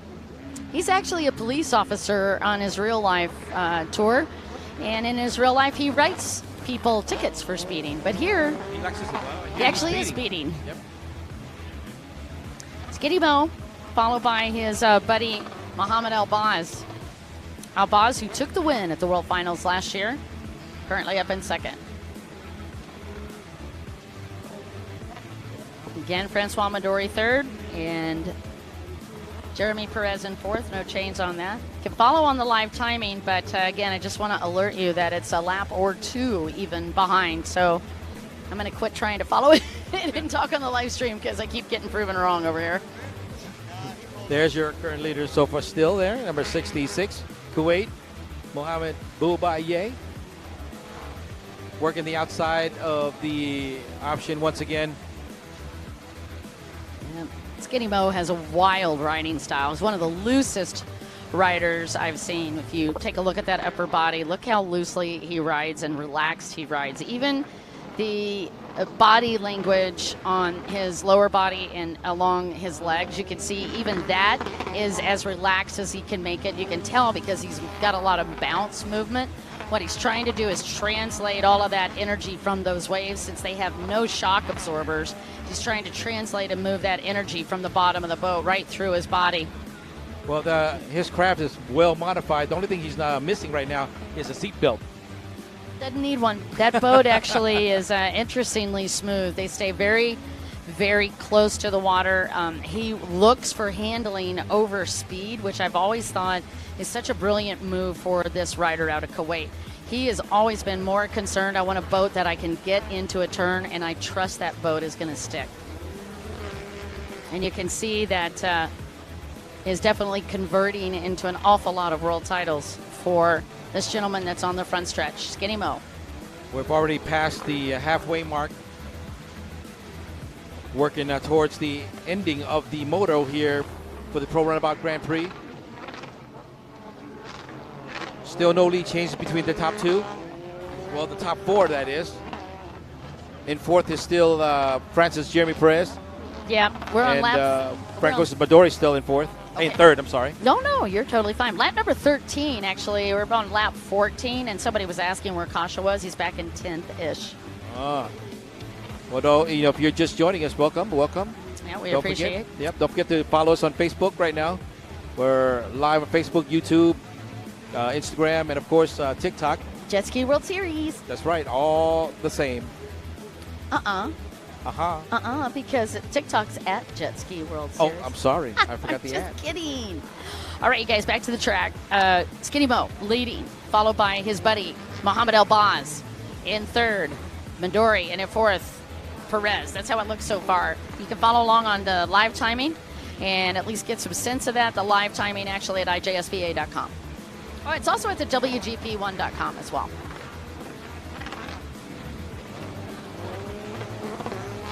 All right, we're going to let him run. That's number 38 right there. And your second position holder from Kuwait, Mohamed Al Baz. Yeah, I'm showing Johansson back in fifth, and Mateus Simon in sixth, Junakoma in seventh, and Bushel in eighth, Kasha in ninth. He's moved up. Waleed Al-Shasharni in 10th. Well, I don't think he's going to contest 66 whatsoever. Al Baz, I don't think he's going to contest. Yeah, this is going to be, as you know, one of our longest races. These two are like buddies. They are buddies. Oh, yeah. If you lead, I wait. If you know what I mean? If I wait, you lead. I wait, you leave. That's awesome. On the left side of the option, once again, here they come for. Yeah. As the blue flag is out to open the lane. Blue flag just indicates to the riders that we've got lap traffic. This is the longest race that you're going to see today. It's 17 minutes plus a lap. Leading pack on the right side section of the course once again. Skinny Mo, that is Mohamed Baraya, Kuwait's celebrity jet ski racer. They have crowds that actually come and see him and the Kuwait team when they come back from the World Finals. That's how famous they are, and it is a privilege. Celebrity back home, huh? Oh, yeah, it's a privilege to have this caliber of racers joining us on the WGP One World Series. And Skinny Mo has been representing so very well for his country, Kuwait. As he moves his way into the option area once again on the outside line.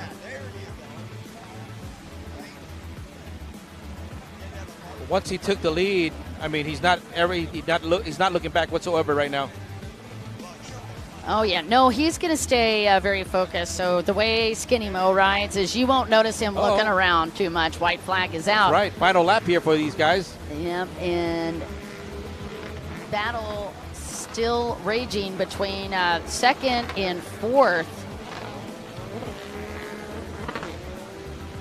And just taking a look, it is Skinny Mo and Mohamed El Baz and Francois Midori getting pressure from Jeremy Perez. So those are your top four as we work on the final half a lap of the Pro Runabout Grand Prix here in Lake Havasu, Arizona. There is your leader coming out of the backside. And just some of the photographers grabbing the action this weekend. We've got a ton of social media presence as this is one of the crown jewels of the WGP One Series. Our final race this year is going to be in Pattaya, Thailand, 14th to the 18th of December. Please mark that on your calendar. That's why we want you to follow us so that you're able to follow this entire series. Well, you know, if you want to really follow, just follow us there. Well, you're saying like a live guest appearance. That's right. Okay. Checker flag. Checker flag drops for Skinny Mo. That is Mohamed Berbaya taking the win. And you can see that he was very excited about taking the win on there and a little communication with the tower. What he's trying to say, cross lane? Yeah. He was basically saying that you needed to flag the riders that he was trying to get around, lapped riders. That's Skinny Mo. And his riding buddy, Mohamed El Baz, coming in first and second, respectively. And then unofficially, Francois Midori. Yep. And then in fourth, Jeremy Perez. Sam Johansson rounding out your top five. Mateus Seaman, sixth. Gorgi Kasha came up to seventh. Bushel, eighth. And June Acoma, ninth. Waleed Al-Shasharni rounds out your top 10. That's right. That wraps up the Pro Runabout Grand Prix category for Moto number 1. Clearing out the race course for the next one, the Vintage Chicken. Super Chicken. Oh, I'm sorry, Not Super just Chicken. a chicken. This is the Super Chicken. Okay. I love the name. I do too. I love the name. It is pretty darn funny. Now, this is a race for fun. So it's not necessarily going to be a World Series race. In other words, you're probably not going to see this in Thailand. But it is super fun to watch these. And again, this is a salute to old school racing, if you will.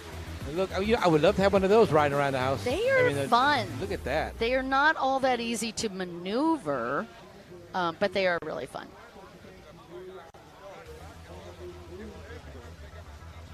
All right, let's check this out. Who do we have? They're all from the United States, of course. Yeah. It's a Super Chicken. It has to be something from the United States. They're all going to be from the United States, so it's like a We got Susan, spoiler alert for you. We got Susan Sipkin out there. We got Michael, what's that, Pradanovich. Yep. We got Warren Burke out there. Yep. Jaden Stringer. Yep. Tully Zipkin. Yep. All right, let's see what's the action here for this one. Oh my goodness, it's fun. I can't tell how much fun. It's more fun for me to watch the Super Chickens or for me to watch you try to get these guys organized, because you can see they're not exactly good about the numbers. I do see a shark face. Well, I see number 197, right? I see Susan Zipkin's number 17 there. It belongs to Jaden Stringer. Yeah. And what about the one closest to the screen here? Well, I guess they don't need a number. Oh my lordy. When you ask where's your number, is it number? Who needs a number? Who needs numbers? All right, on the pole position is going to be 88. That's Tully Zipkin with the shark face here. Okay, so he's 88. Uh-huh.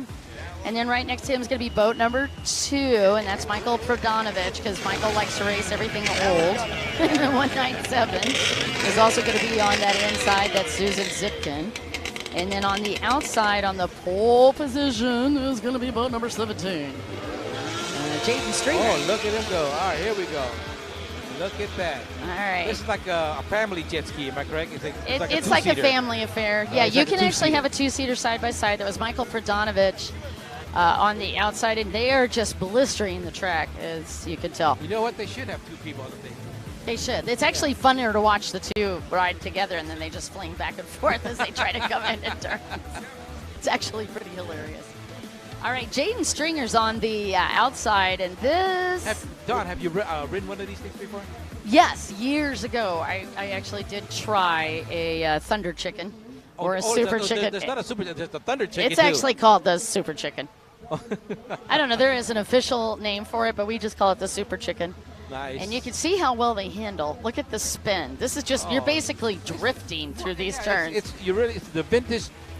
It should be DSC. Absolutely. That's Jaden Stringer coming from the coming slowly from the outside, very slowly. And that's Michael Pradanovich. Oh, look at that! It's like the drifting Super Chicken. It is. That's Michael Pradanovich with the whole shot. Look how fast he's going. The cameraman's having a hard time keeping up with him. He's so quick. I'm kidding. That was hashtag sarcasm. They're a whopping 30 miles an hour if you're lucky. Oh, it is very fun. I'll tell you what you don't want to do. You don't want to get into big waves with those things. That would not be a fun moment for you. Oh, Jaden going a little wide. That's your number 2 rider, Jaden Stringer, actually. That's number 11, Warren Burke. Yep. The live stream has got to be going nuts watching this. Well, the category is just stretched out here for the riders in the vintage Super Chicken category here. What a goober. All right, Jaden Stringer, the gentleman in second. Dad built that amazing boat. He's always loved the number 17, so he sticks with it. Now, he is a 2-time national champion, but that moo cow design is just priceless. That's the second place rider. And you're watching Michael Pradanovich. Riding craft number 1, but it's actually number 2. It is. It's like a paddle boat on steroids. That's what they're telling me on the live stream. And you know what? Yep. I totes agree. A lot of support for the chickens. Yep. What? Super chickens. Hi, how are you? How are you? It's good to see you guys. Oh my gosh, that's too funny. Jaden Stringer on that Moo Cow boat that I was just talking about, him, a two-time champion. I don't know how the heck he's getting that thing in a turn. And it looks awesome. Would you do a boat that color? Well, hey, you know what? It's supposed to be all about fun here, I think. Right? It is 100% about fun. You cannot be taken too seriously when you are on a boat that spins 360 degrees and you don't fall off. If you're just joining us for the WGP #1 WaterJet World Series, you're watching the vintage Super Chicken category. Whoa, look at that. Look, that was almost a bumper car action going on. Bumper cars. Super Chickens, bumper cars, it's all the same. Jaden Richardson looking awesome.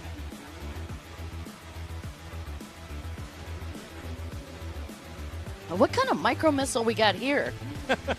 That is boat 11. That's Warren Burke. In third, Warren is less tall than that boat is long. My goodness, the micro missiles. Look at him. Look at that bumping. Look at the bump. Look at that. This is the best. Warren Burke up in third, sponsored by Nickerson Performance, 10mm Photo, WattCon, Pro Watercraft, East Coast Watercross, and GBZ's plates. You go, Warren. You show them. You show those people that are taller than you. How freaking cute is this? I'm going to have to find out. How old is Warren Burke? You guys, if y'all know, let me know. I'm not sure I've got... he looks really small on the craft there. The Sport Cruiser Super Chicken. He should be in the 10 to 12 category. Vintage Super Chicken 10 to 12. 10 to 12, yeah. We're trying to find out. 10 to 12 he is, they think. Estelle Perez says we have Mario Kart on the water. Estelle, it doesn't get any better than this, right? You know, you only get this kind of action at World Finals.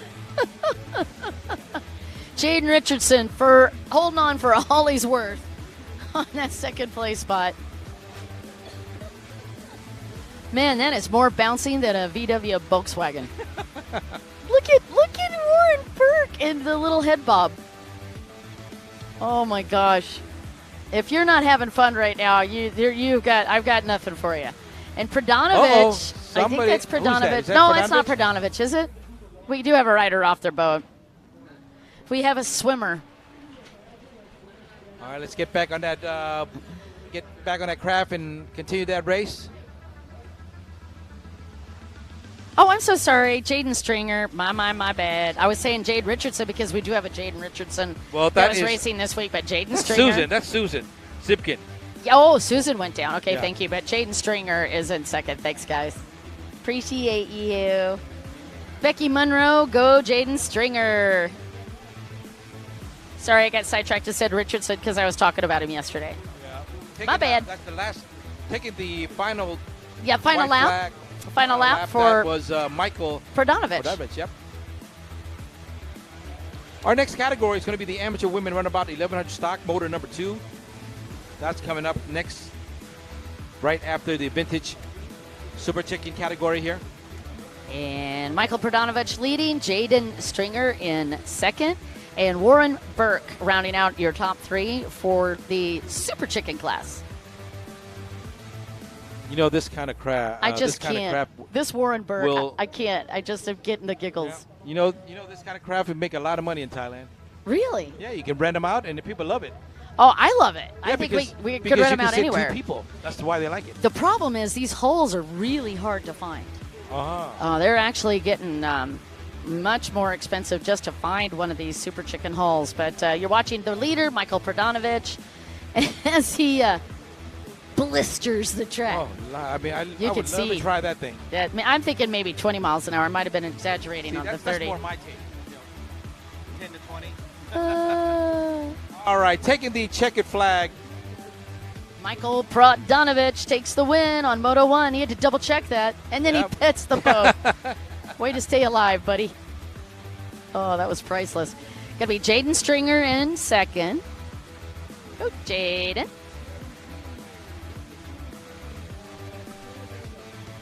And your final is going to be the amazing Warren Burt.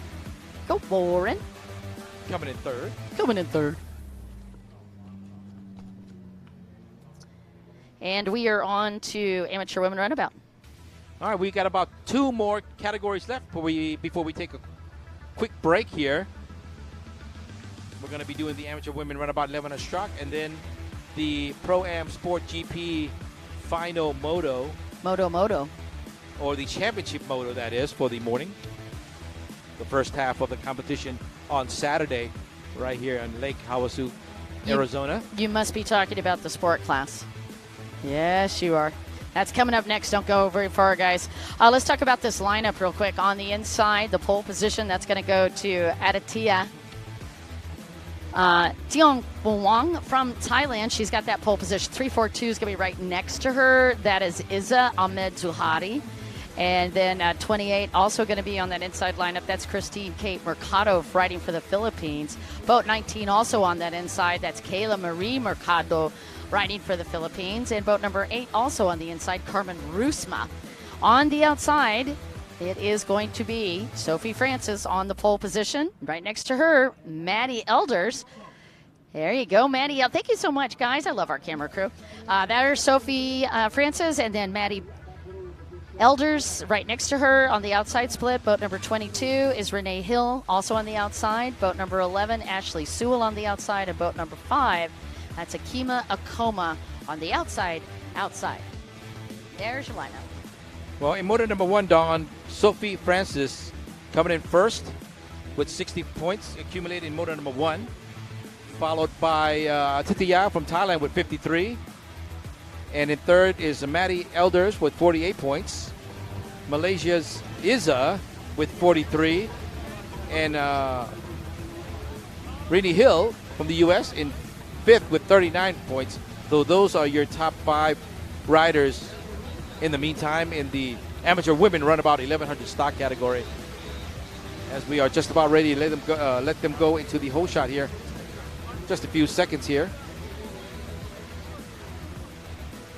Havasu fun facts. Havasu, a Mojave term for blue water, and that is where we have staged the WGP1 WaterJet World Series 2023 right here on the gorgeous blue waters of Lake Havasu. And Mojave actually stands for blue, and right now you got a little overtone of greens with the overhead light, but at the sunsets and the sunrises, this water is stunning. The London Bridge, brought all the way over from London, is now in Lake Havasu City, and that is what borders this island with the main portion of Lake Havasu City. All right, we're just about ready here for this one, the Amateur Women Runabout 1100 stock. Here we go into the host shot. Aditya, a whole lot of throttle for Aditya on that inside split. All right, it's let's keep an eye on number 138, 58, 106, 342, and 22. Those are your top 5. Let's see who's going to come out of that. It is going to be Aditya with a whole shot on the inside. We had a 3-way run and one of the riders spinning out. Be able to get back up, and we'll come in close on this next one, and that is going to be Sophie Francis. It's Sophie Francis coming through the outside. So 1 and 2, right? Yep, she is going to meet up with Aditya on this front stretch. All right, we got a green. Who will it be? Aditya looks solid. Aditya with the whole shot. All right, that's number 58 from Thailand. And then it's going to be 138 of Sophie Francis in second. All right, we're going to let him run for about another half lap, and I'll give you the top 5 officially in just a second here, unless I can see the numbers for you. Good luck.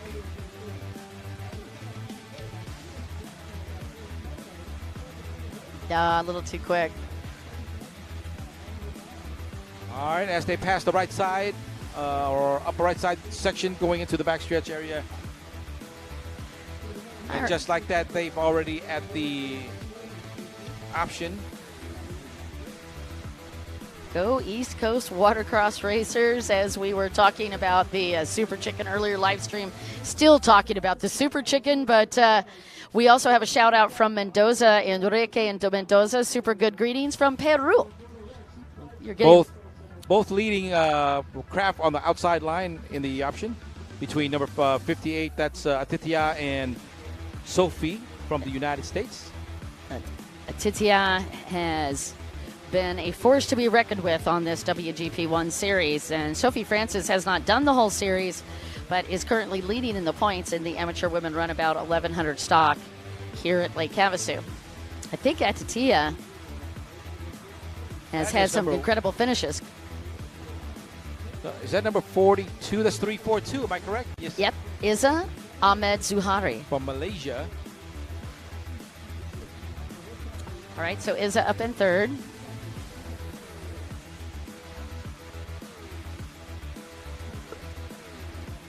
All right, don't forget to follow us right here because we are live on Facebook, YouTube, Instagram, and TikTok. I'd like to take this moment to thank our sponsors real quick, Don. Who do we have here for our sponsors there?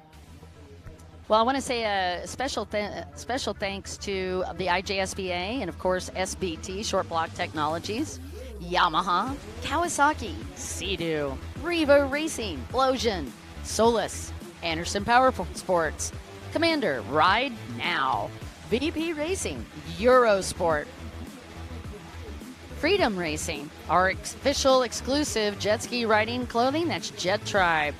And our tournament brand is Water Jet World Grand Prix WGP1.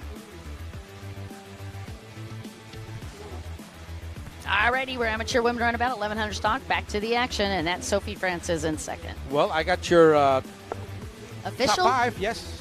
Gimme. I'll give you fifth position, number 22. That's who's in fifth. That's is it Renee or Renee? Renee Hill. Renee Hill, yeah. Renee Hill. Okay, we don't have that little thing on the top. And in fourth is 106. Don from the U.S. That's Mandy Elders. Oh, nice. Yeah. And 342 is in third. You've got that covered. And of course 138, Sophie Francis. And in first is number 58 from Thailand, Atitia Tiengpungwong. Let's talk a little bit about Issa. Issa Ahmad Zahari rides for Malaysia. She's back in the third place spot right now. She's an interior designer on her 8-5. Oh. Her first race was in 2016. She said she loves reading and watching movies. Man, I'm with you. And a little background on her, 24 years fast. And boat was actually built by the Malaysian race team. If Atitia can come in first here for motor number 2, Don, it's going to be a really, really exciting race for motor number 3. Oh, ask me why. Why, Don? Because she and Sophie Francis will be exactly tied in points. That's right. And whoever comes passes the finishing line first, will take the championship. If that's on the third and final moto, you're absolutely that's just, correct. On paper, not in reality yet. I like how you're setting the stage, though. Yeah. I like it, Nick. Yeah. So Sophie Francis has got some pressure building here. A young lady that wasn't even supposed to be racing this weekend due to trying to rehab that leg. Just couldn't resist this class because she wanted to come and play, and I don't blame her. Now, come on now. If she's, I don't even think she's injured riding like that. Well, you should see her when she's not injured. She's ballistically fast. She races on a lot of the national tour races here in America, and she races against the guys, as I think Atitia does as well. Oh, yes, she does. Atitia. I'm saying it wrong. It's Atitia. No, it's Atitia. Atitia. Yeah, you're right. Okay. All right, Atitia and Sophie Francis. You can see them right in the middle of the screen. Atitia has the red and blue boat with the red numbers on the side in case you're just trying to figure out who we're talking about. That's your race leader. And then Sophie Francis on the yellow boat right behind her. And actually, Sophie's on Brad Bohat's boat, on a backup boat from Great Lakes Watercross. So I have a suspicion that Brad Bohat and Jamie were probably egging her on to race. I got a feeling. I mean, if you're injured, especially your knee, right, and you have to go through all that bumping and grinding, I'm sure you're gonna feel it, I think. Oh Lord, look, Nick. You know? So I'm so glad you brought that up. Let's take a look at this. We've got this up close shot here of Adia, and Atitia. Actually, look how much she's using that lower body. It's everything from stability to gripping the boat to making sure she's locked in. So see how much quieter Sophie is having to race. She's having to stay deep in the seat, and she's having to rely a lot more on her upper body, and that is going to create exhaustion for that upper body because all of the there's no suspension, so all of that energy coming up from those waves is just translating right into that injured leg. Especially, when you got that pain going on, if you have any pain. Yep. And I'm sure she does because she has a brace on. Yeah, you can see Isa actually standing up on the backstretch and just pushing forward, and that's what I'm talking about. Yep. That's the disadvantage for Sophie. She's not really able to use as much of her lower body.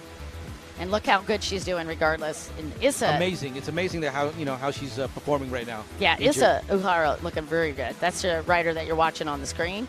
And the fourth place rider is Maddie Elders right behind her. Bad Mad, as they say. Her nickname. Moto number 2 action here for the amateur women runabout 1100 stock category. Oh, it's the final lap. All We're right. into the final lap here of the amateur women runabout 1100 stock. The white flag has come out. And you are watching third and fourth place because that is where the tight action is happening. That's Maddie Elders that is getting held off by boat number 342. That's third place. And third place is Isa Ahmed. Well, third place is pretty far back from first and second. Yeah, they've dropped back a little bit. That's not unusual. There was really clean water at the front of the race, and I think that with the pressure of Tatia and with Sophie Francis, that just kept them going even faster. So, yeah, they probably got about a 40-second gap. Exactly. But now, when I saw the final flag there, the white flag, Yes, sir. The third and fourth just passing through. So here they come on the left side. Yep, that is your two race leaders. You can see the rainbow Adatia. craft there on the left.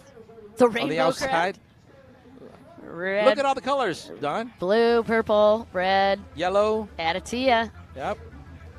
The Adatia is on boat number 58, Tiong Wang from Thailand, and she is going to bring it home in the lead. Final turn right here going in towards the tower right in front of the grandstand. And Go ahead, Don. Jumps right up into that final portion. Congratulations to Adatia on boat number 58, riding for Thailand. Followed by number 138 in second position. Nicely done, Sophie Francis. Yep, and it does look like that Issa held off Maddie Elders for that final top 3 and 4 positions.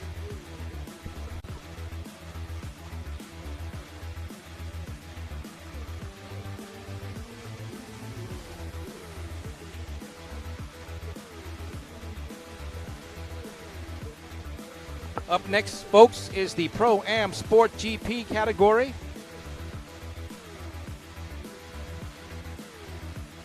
As we clear out the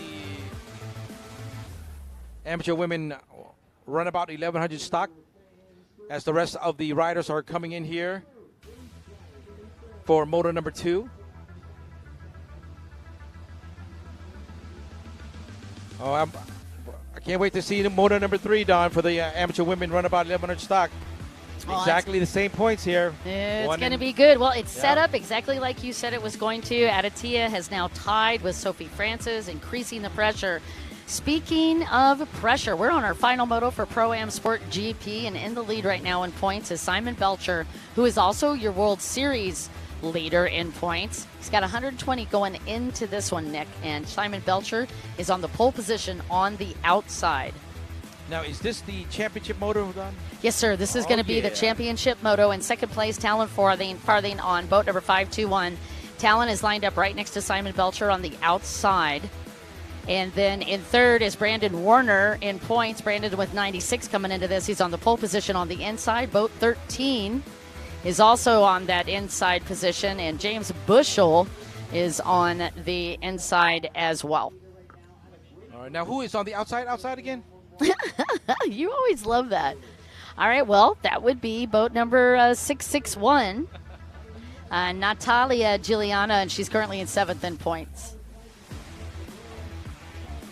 Noah Dolly from Canada is in 4th place. He's lined up on that outside as well. There's your lineup for Pro-Am Sport GP as we get ready to go for our final moto. And again, your World Series points leader is also coinkydinkley your leader in the World Finals points as well, Nick. Well, I just noticed now, are we going to see a hat trick here, Don? It's possible. Yeah, Simon's taken both wins in Moto 1 and Moto 2. Brandon Warner with a great shot on that inside. He's on the pole position, and as you can see, as he's coming out of the gate, it's easy to see that Brandon Warner's got a good lines on that big black boat for the inside split. You'll get the up-close and personal look in just a sec. All right, inside the option here. Oh, there we go, Brandon Number Warner. 21. Yep, that's 21 to Brandon. He dipped pretty deep there a minute ago. Yes, looked awesome. And then on the outside of, I'm guessing, I'd say that's Simon Belcher, and it is. Now we have to wait if he can come out.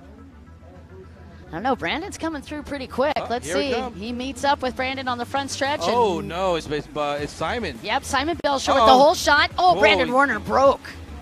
Oh, that's a heartbreaker. Just shut down right there, right at the end of the option there. Yeah, he never even got full out of the option. Well, that is going to shake it up a bit. Back to the action here. 111 leading the pack. On the right side there. Opens up the door for Noah Dolly because Brandon Warner was in third, and it was pretty close.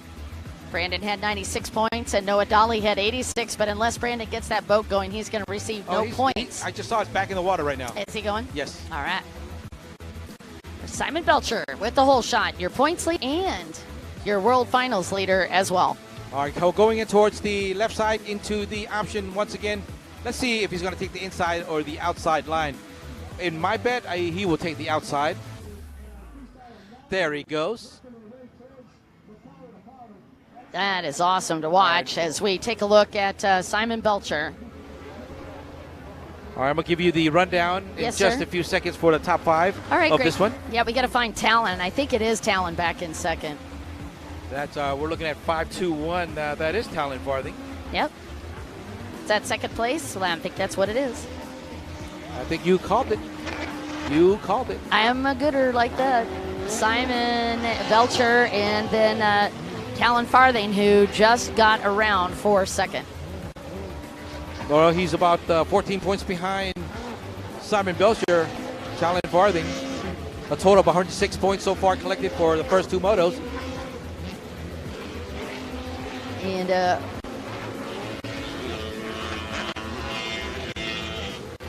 again, your top 2, Simon Belcher and Talon Farthing, and that's your top 2 in points. Simon with 120 coming into this and 106 points for Talon Farthing. And your race leader, Simon Belcher, out of Swindon, UK. That boat is built by Handy Motorsport Team. He has 14 British championships. He's a 4-time European champion.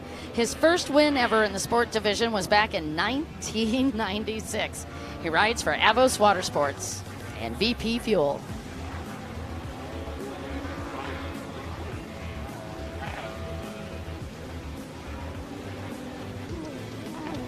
And that is a great look there, Simon Belcher. Once again, hugging the outside line of the option.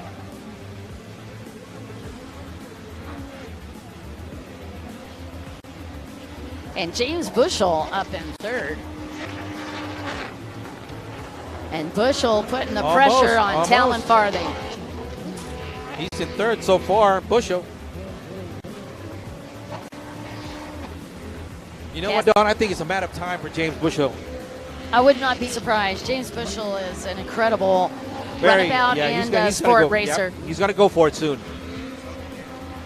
Bushell on a mission. You know, he was right in the top group yesterday when his boat broke. James Bushell was in second yesterday. If you remember, his boat broke midway through the race, and unfortunately, that really cost him in the points. He came into this in 6th, so right now he's hunting for a spoiler.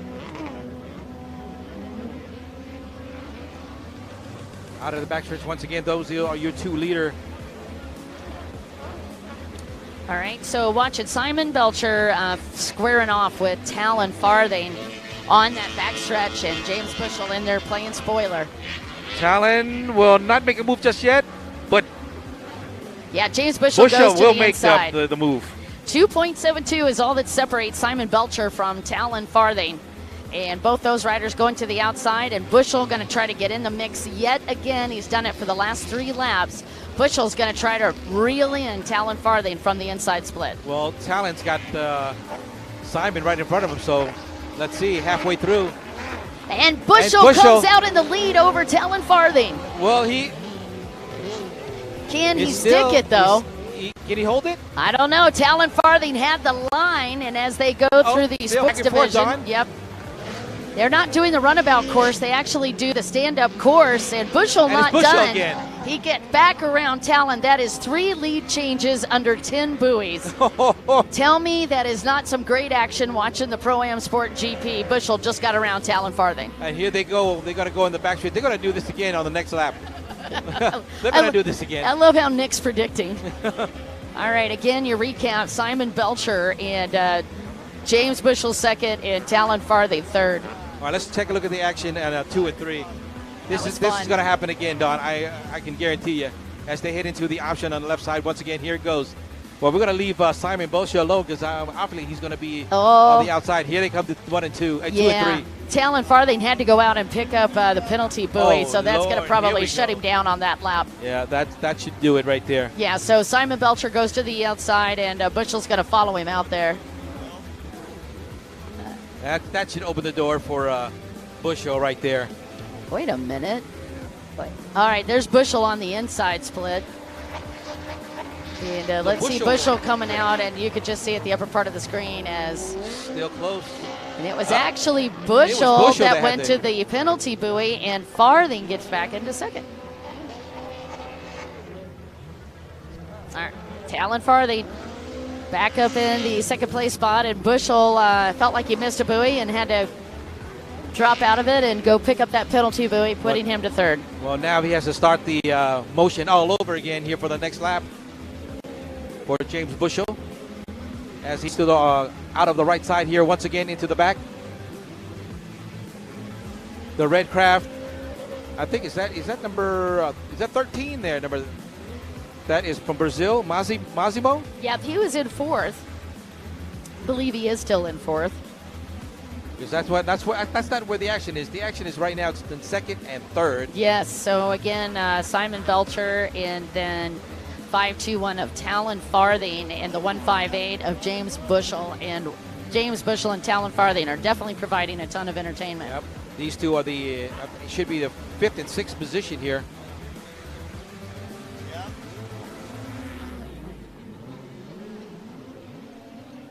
We're going to wait for the action once again once we head towards the option area. That is number 661. That is Natalia Giuliano. Natalia Giuliano up in 6th. And this is the final category of the morning. Pro-Am Sport GP. After this one, we're going to take a quick break. All right, here's our points. If it stays like it is right now, Simon, of course, with 180 points, pulled off a hat trick. If he pulls this off, Talon, if they stay where they are, is going to end up with 159 with the second. Warner will be in third with 132, and Bushy will be in fourth with 123 points. So Brandon Warner, despite going down, will have the opportunity to take that third place spot. All right, we're watching the final couple of turns here for those are the top 3. Am I correct, Don? I'm sorry, 1, 2, 3. Top 3, right? Yes, sir. Okay. That is Belcher, Farthing, and Bushel right in the middle of your screen. All right, here we go. He's going to make. Come on, Bushel. Farthing is going to be on the inside this time as Bushel takes on the outside line of the option here. Yep, once again, your rundown, Simon Belcher leading, and it is Talon Farthing in second and James Bushel in third on this final moto. But the standings are going to change a little bit. Belcher will take the win, Farthing second, but Brandon Warner still in this. Can't fall back any further than he is right now, Nick, to hold the podium. Well, here it is. Here they come. Oh! It's Bushel. No. We still got Belcher in the lead, but James Bushel took over second again from the inside. He finally got it done. Man, that's like bouncing back and forth on these second and third lead changes. How much fun is this to watch? So again, Belcher leading, Bushel back up in second, and Talon Farthing in third. I really wish Bushel had not had that boat break in that first moto, that would have made this even more crazy. It would have made more exciting on this category. You and I would have been doing a whole lot of math. I don't think I've seen a white flag yet. This is one of the longer motos. Once again, they're heading towards the option. Bushel. Now the next guy in front of him is Belcher. These two always going head-to-head. I see everywhere they go, Bushel and Belcher. Yeah. Well, they're friends as well. They both race on the British Tour together. Yep, and there they go. They're splitting up.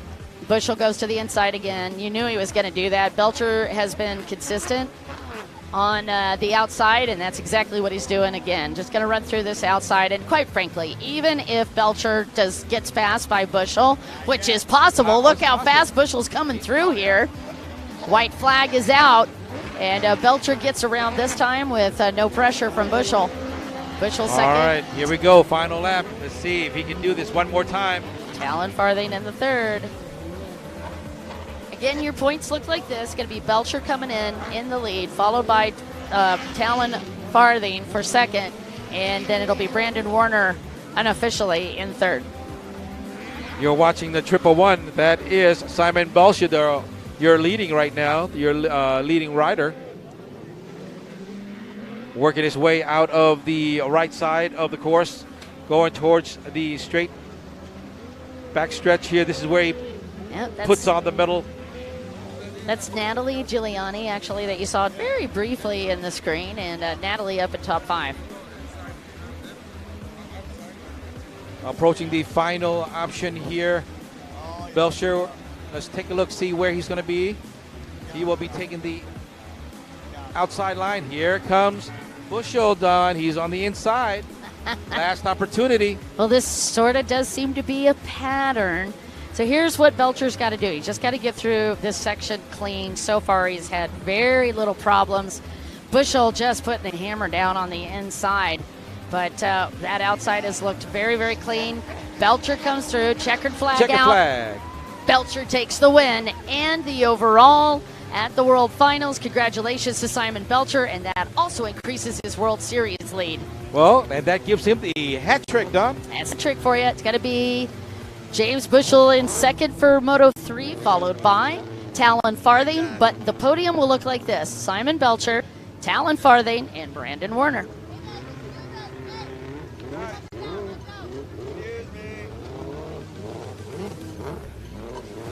What a wonderful morning of racing. Just a couple of recaps, getting a chance to watch that in the pro ski. What an outstanding job from all of those riders. Quentin Bosch, of course, charging through that pack. Jeremy Perret and Morgan will get you all the official results. Just looking back on this recap, just really a great morning. And again, a shout out to Demi Morgan, who took her very first world championship yesterday in amateur freestyle. And speaking of amateur freestyle, don't forget we've got the London Bridge freestyle happening tonight, and a lot more race action coming at you this afternoon. All right, Don, that should wrap it up for us for the first half of the competitions today, right? Yeah, we've got a lot coming at you this afternoon, but right now we're done. We're going to take a quick break, and then we'll be back with the second set of motos. We'll be back around 3 p.m., and if we do have any more information, we're going to go ahead and post it on our page. Oh, so that means you have to be following us to find all that out. Exactly. Well, let's talk about that. Jet Ski World Series if you're on Facebook. That's right. And then YouTube is? Jet Ski World Series. What about Instagram, Don? Jet Ski World Series. And we have one more is TikTok. At Jet Ski World Series. That's right, Don. And don't forget, follow us on our webpage, www.jetskiworldseries.com. Okay. And one more. We have one more. Was this at WGP1.com? There you go. I got it. All right. Nick, I have so much fun with you. Ladies and gentlemen, thanks for joining us on the live stream. We'll be back. Right back.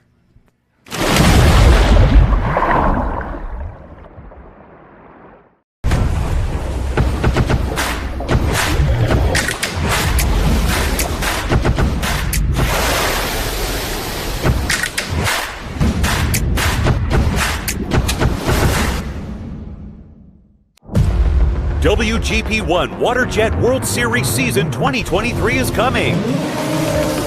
Round 1, May at Mekalinki, Poland. Round 2, July at Vichy, France. Round 3, October at Lake Havasu City, USA. And final round, December at Pattaya City, Thailand. Supported by Sports Authority of Thailand, National Sports Development Fund. Amazing Thailand.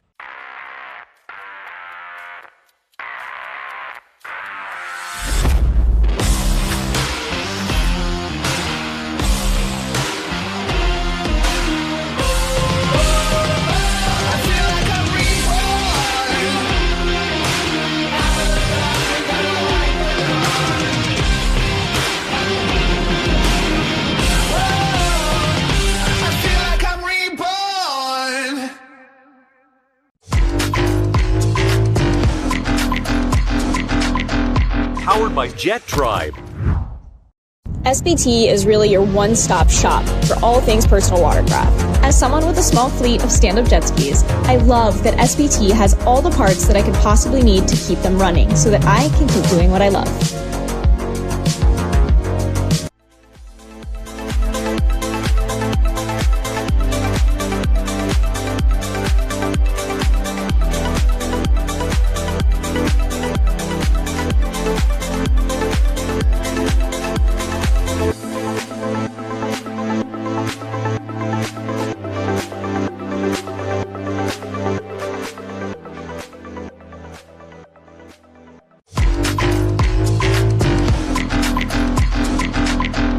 Powered by Jet Tribe.